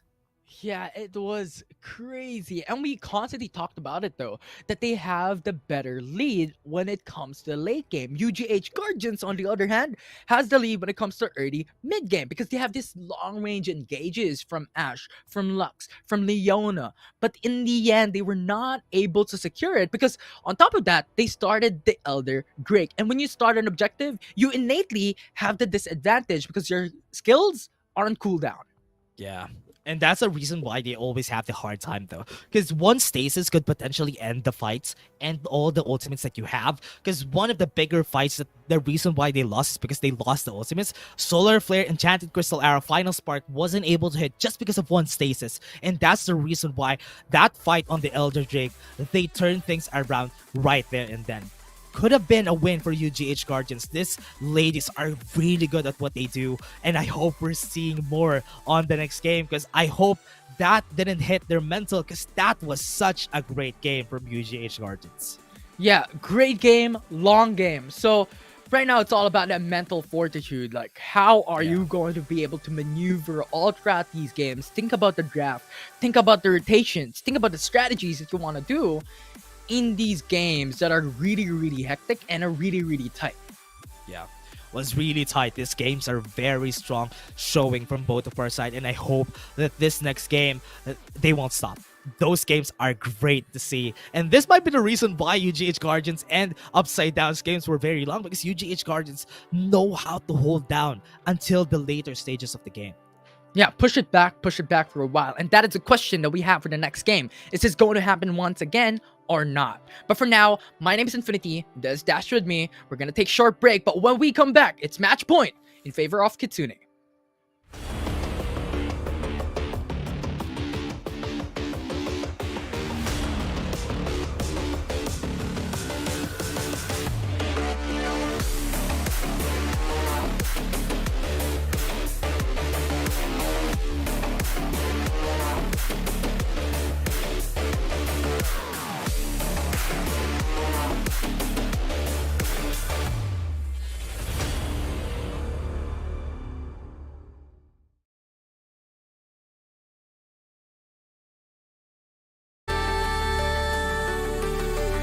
I trace my steps back to then.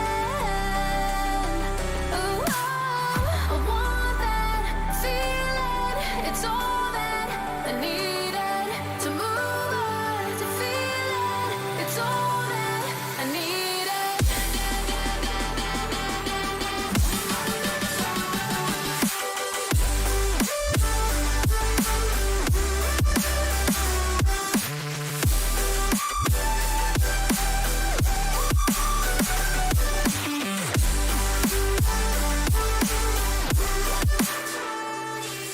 Searching for the moments I'm a little less empty inside.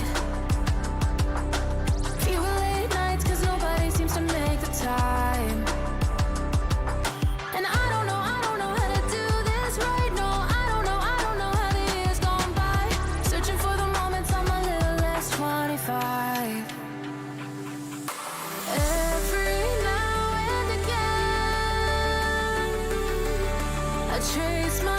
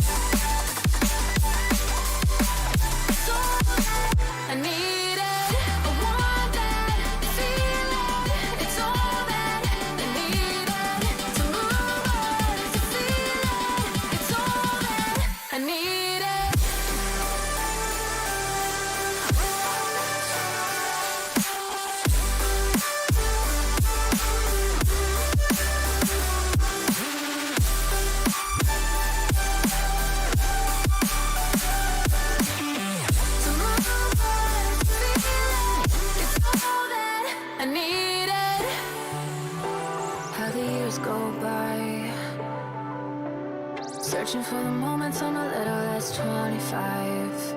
A little less 25. A little less, little less. Searching for the moments I'm a little less 20. A little less 25.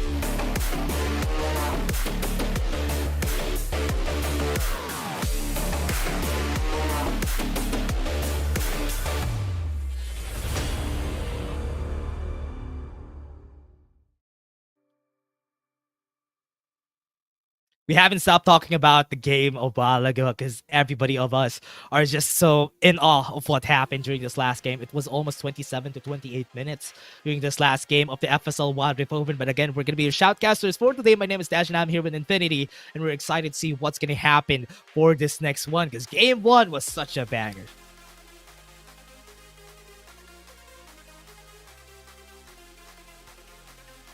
Yeah, for sure. Like all throughout the day, right, Dash? We had a very landslide games. Landslide series, to say the least. 2-0, a very one-sided type of matchup. And then we had this series wherein you have a lot of these back and forths. And it's crazy to think about and experience firsthand. Once again, the starter of FSL Wild Rift Open this year.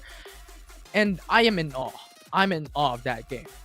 Yeah, that game was just such a showing for us, especially us here in the caster screen, that everybody was playing their hearts out. Everybody was not giving up. Everybody's playing it out.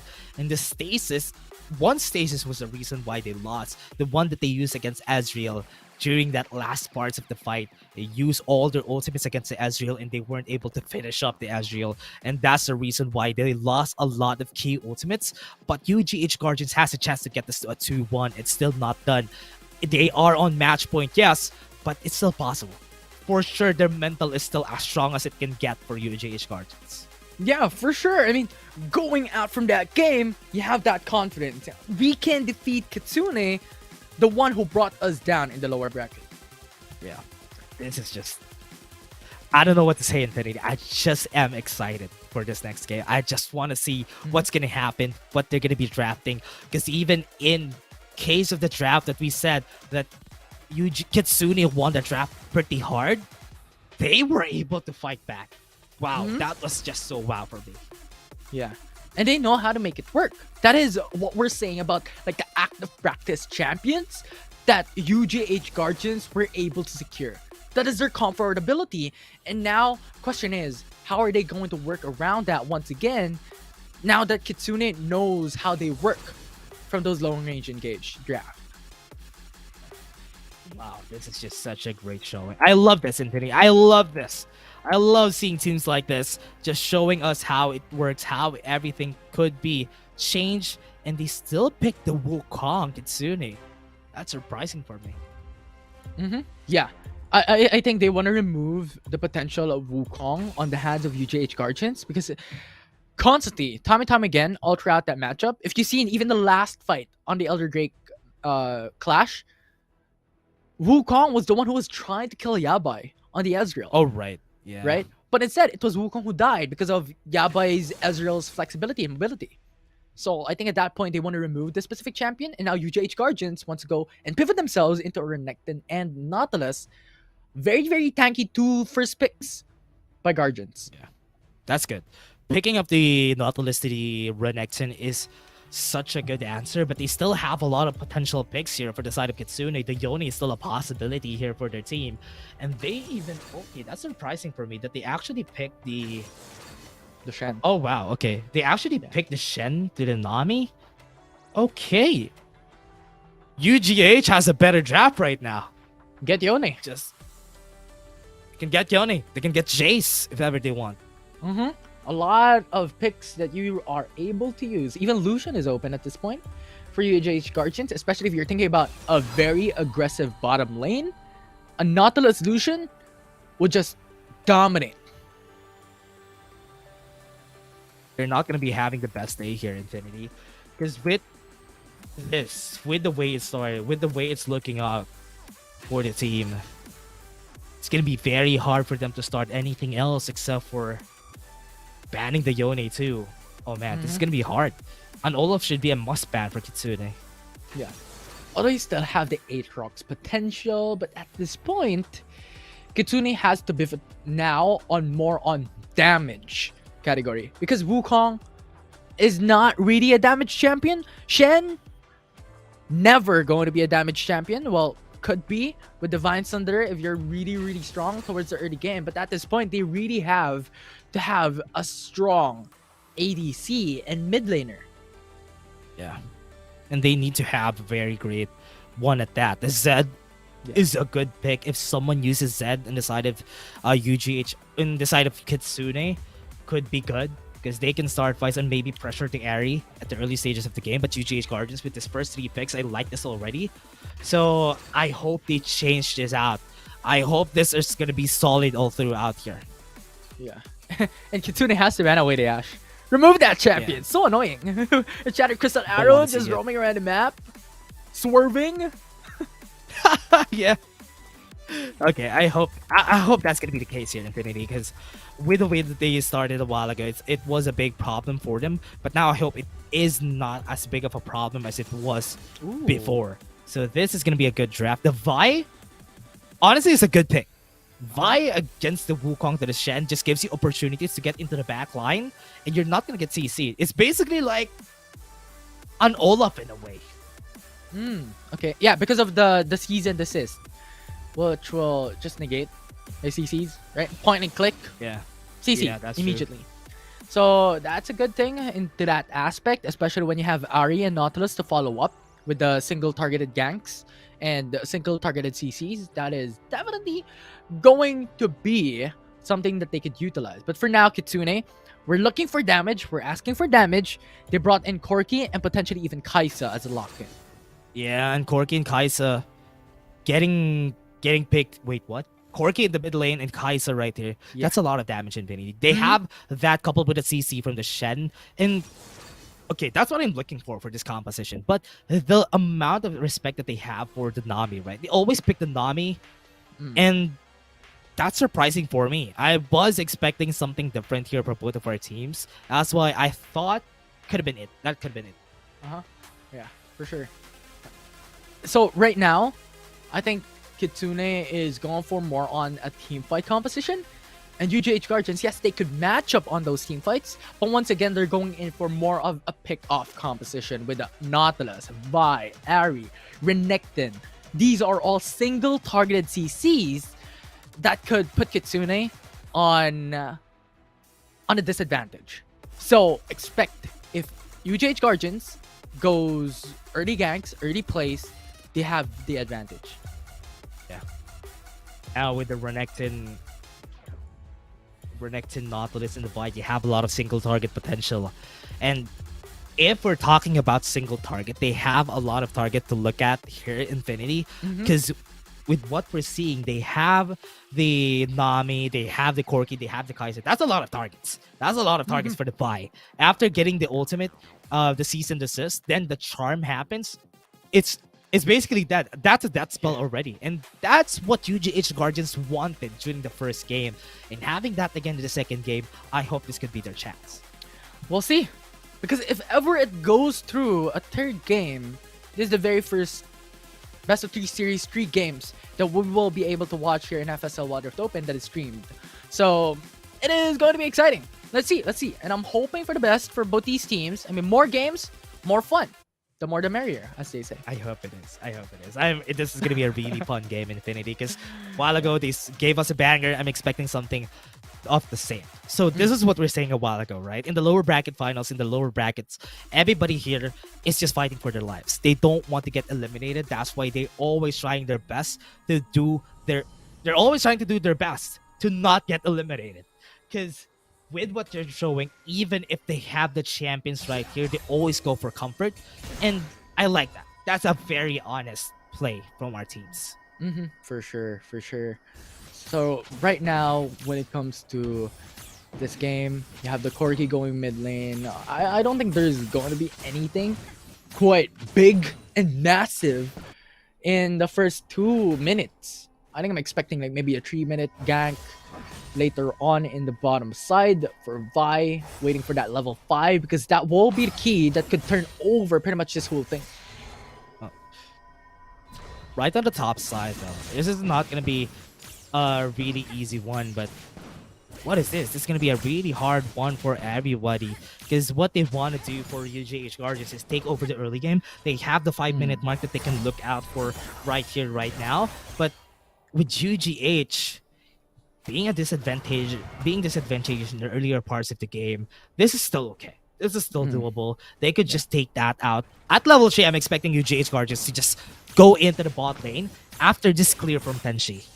Ooh, we'll see. Because right now I'm really excited. If ever Tenshi does go bot lane, Wukong, Priscilla is unavailable. Okay.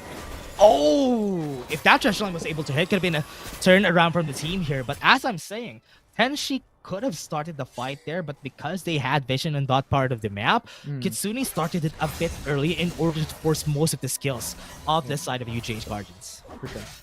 Yeah. Although, right now, I don't think there is going to be quite an exceptional play. Because right now, Zandra is getting decimated. Yeah. Decimated by Priscilla. Rather, Pochita on the top lane. Renekton is having a hard time. So play safe. I think kind of the name of the game at the moment. Yeah. It's not going to be an easy time for them here, Infinity.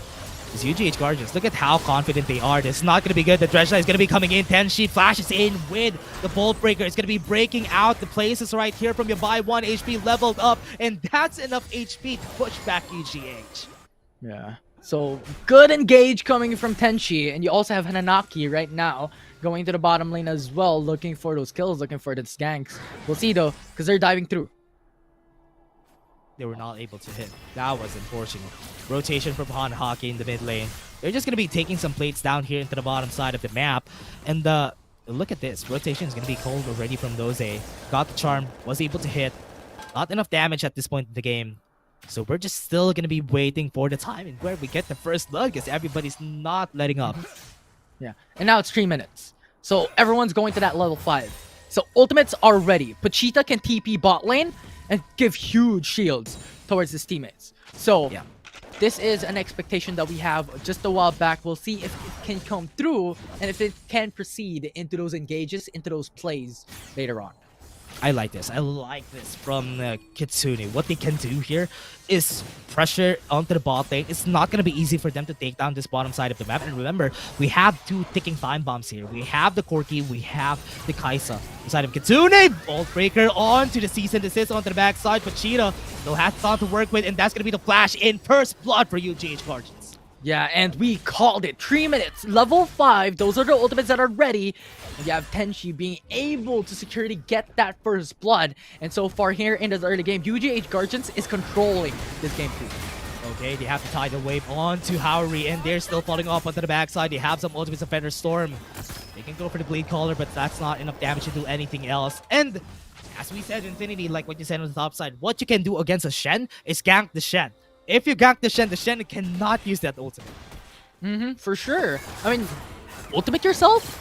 I don't think that's. I don't think that's. That's something you can do with a Shen. I think Angel's disconnected.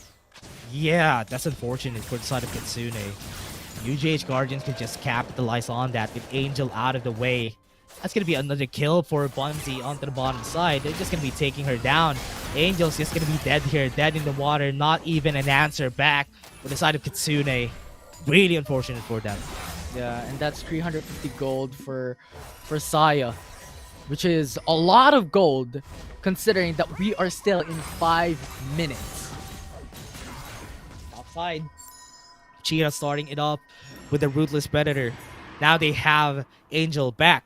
How are they going to be going away from this loss that they had a while ago just because of that easy kill that they gave onto the ADC? Now they're starting the fights. Look at the positioning from the side of UGH Guardians. They can start this. Look at the charms onto the back line. They have the tidal wave coming also onto Honda Hockey. But everybody right there on the side of Kitsune is also down. And UGH already has won this fight. Look at the Cyclone. They're not going to be getting any kills except for Howery right there. They're losing all their battles. They're losing all their fights. Kitsune lost 3 members down on a 3-4-0. Or rather, a 3-4-1 from UGH. Yeah, and this is the call. This is the problem. This is their power that we've mentioned all throughout the draft. When it comes to early game, they have the advantage because of the amount of single targeted CC that they have and also the potential to make ganks and plays. And UGH Guardians has utilized that very well into a 2-5 kill standing in 6 minutes. Yeah. Great advantage from the side of UGH Guardians. This is what they want to do. They want to get the early game advantage as fast as they could. They do have a lot of champions that don't really need a lot of items, and just one Bolt Breaker, just one CC that hits someone, that could potentially be a CC chain in their hands. And Kitsune, they're going to be trying this. They don't have enough damage just yet. They don't have the package. It's not a fight that they want to go for. They're just going to be giving this Mountain Drake onto the hands of the enemy team. Cyclone's going to come in. That's going to be the Mountain Drake down, and that's going to be the dead Wukong, dead monkey in the waters of Kitsune. UGH gain another advantage. Yeah, and starting from that fight, it's crazy. Because they went in for the Dragon. Angel went in for the Aqua Prison, but the Dragon knockup saved like Tenshi and also Nautilus. Right now though, fight. Okay. Angel, very careful. Howery is just going to be moving forward. The charm's not going to be hitting. The exhaust is there.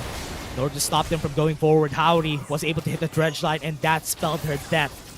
And Kitsune are taking licking their wounds and trying to take something out of nothing. Yeah, and even then, Vegeta has ultimate as well. If ever they go for an all-in, it's an easy shield for Vegeta to be able to save her teammates' life now top lane being pressured by Tenchi. I'd like to really put the highlight on Tenchi and even Zandra.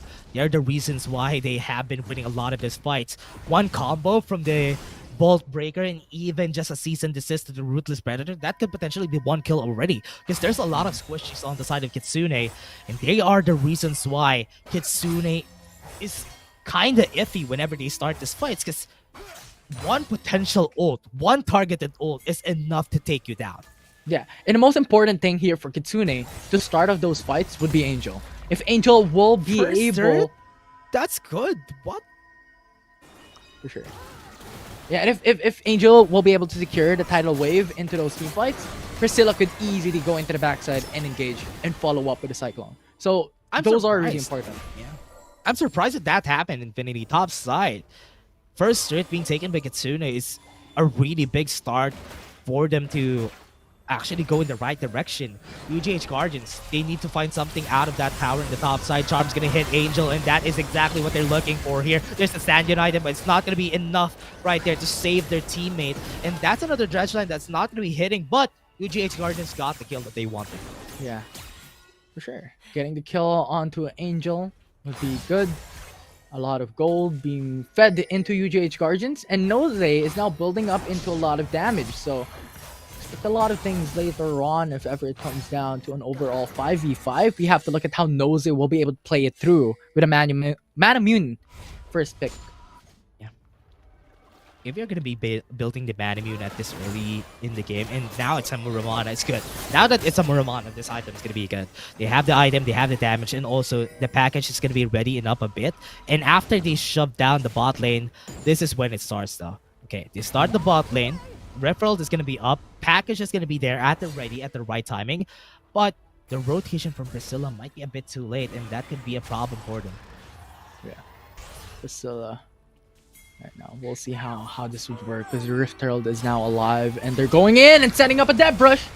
Under the turret, not good. Dredge line flash has been used already. No cease and desist for UGH Guardians. This is a great setup for the side of Kitsune because one KO ultimate has been taken down already. Right now, we'll see how this would work because Tenshi is still putting those pressures in on top lane. And Kitsune has the Rift Scuttle. They're up. Tower in the mid lane might potentially be going down. And Rift Herald is going to be up in a bit. If they don't start this, it's going to be bad for the side of Kitsune because they won't have the tower in the mid lane, so they need their Rift Herald to answer back against them. And this might not be the answer. Tenchi is already in the face, and they are not going to be taking that. The Rift Herald has been slain. Package has been used to lay the carpet against the enemy team, and they're just going on one side. And that's good for the side of Kitsune. UGH Guardians. The taunt on 3 members is enough to end them all, and that's an ace for Kitsune.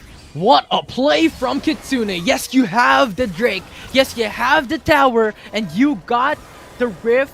Well, not the Rift Herald, but Kitsune just played it quite exceptionally well. You have Pachita being the front line that taunted the enemy team. And right now, with the Rift Herald, they could push in tier 2. Stand United was very, very crucial during that fight because they were able to get the Stand United and was able to put that out. And it was easy enough for them to just start it. The fight was there. The Stand United was used effectively. And now 2 towers are down. Mid lane has been breached on the side of UGH Guardians. And Kitsune now has map advantage on this Infernal Day. Yeah, 1 mid lane turret traded for 2 mid lane turrets. That's pretty much the equation that we've seen. UGH Guardians, yes, they got mid lane turret. Yes, they wanted to go over the Rift Herald. They weren't able to. They lost the fight. Yeah. They lost their turrets. Yeah. And they lost that. Kitsune now has the 4K gold lead. Oh no. Pachita now going to be the target on the top side. This is not going to be a good fight for them. Cease and desist onto the top side of the map. And they will be able to take down 1 tower in trade of the Infernal Jake onto the bottom side of the map. Are they going to be taking this moving forward? But no, they're not.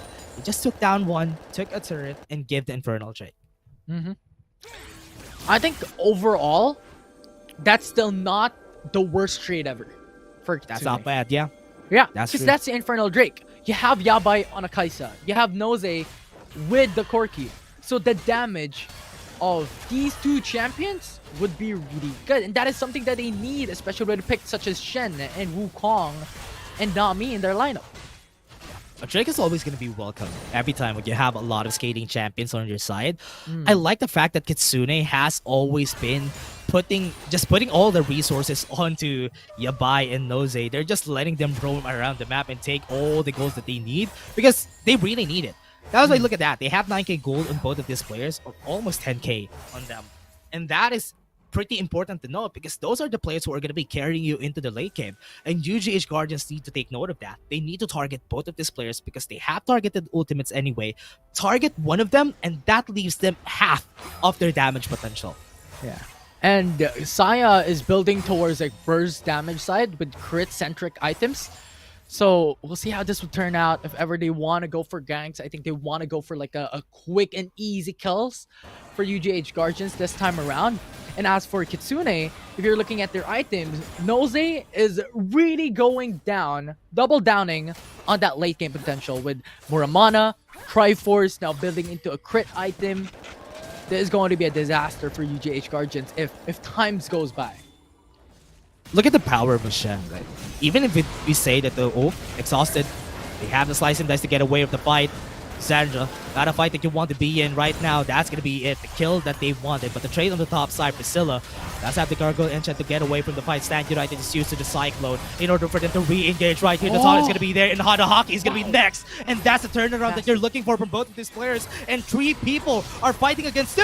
And no, Bunsey has been left alone against 2 players. Blade Caller is going to be there to root them out. Is this going to be it? They might be able to turn things around, but Bunsey is left alone. No more damage for the side of UGH Guardians, and that's going to be the kills onto their side. The miscommunication just lost them and inhibited their turret on the mid lane.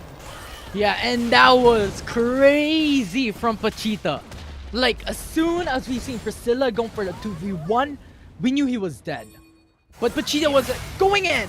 Stand United, going for the ultimate, and then just made it back, turned things around, and now Kitsune was able to win that fight, and now go for the Baron. Could have been a good mindset for the side of UGH Gardens. They wanted to take down their jungler. If the jungler is down, you won't have any problems later on.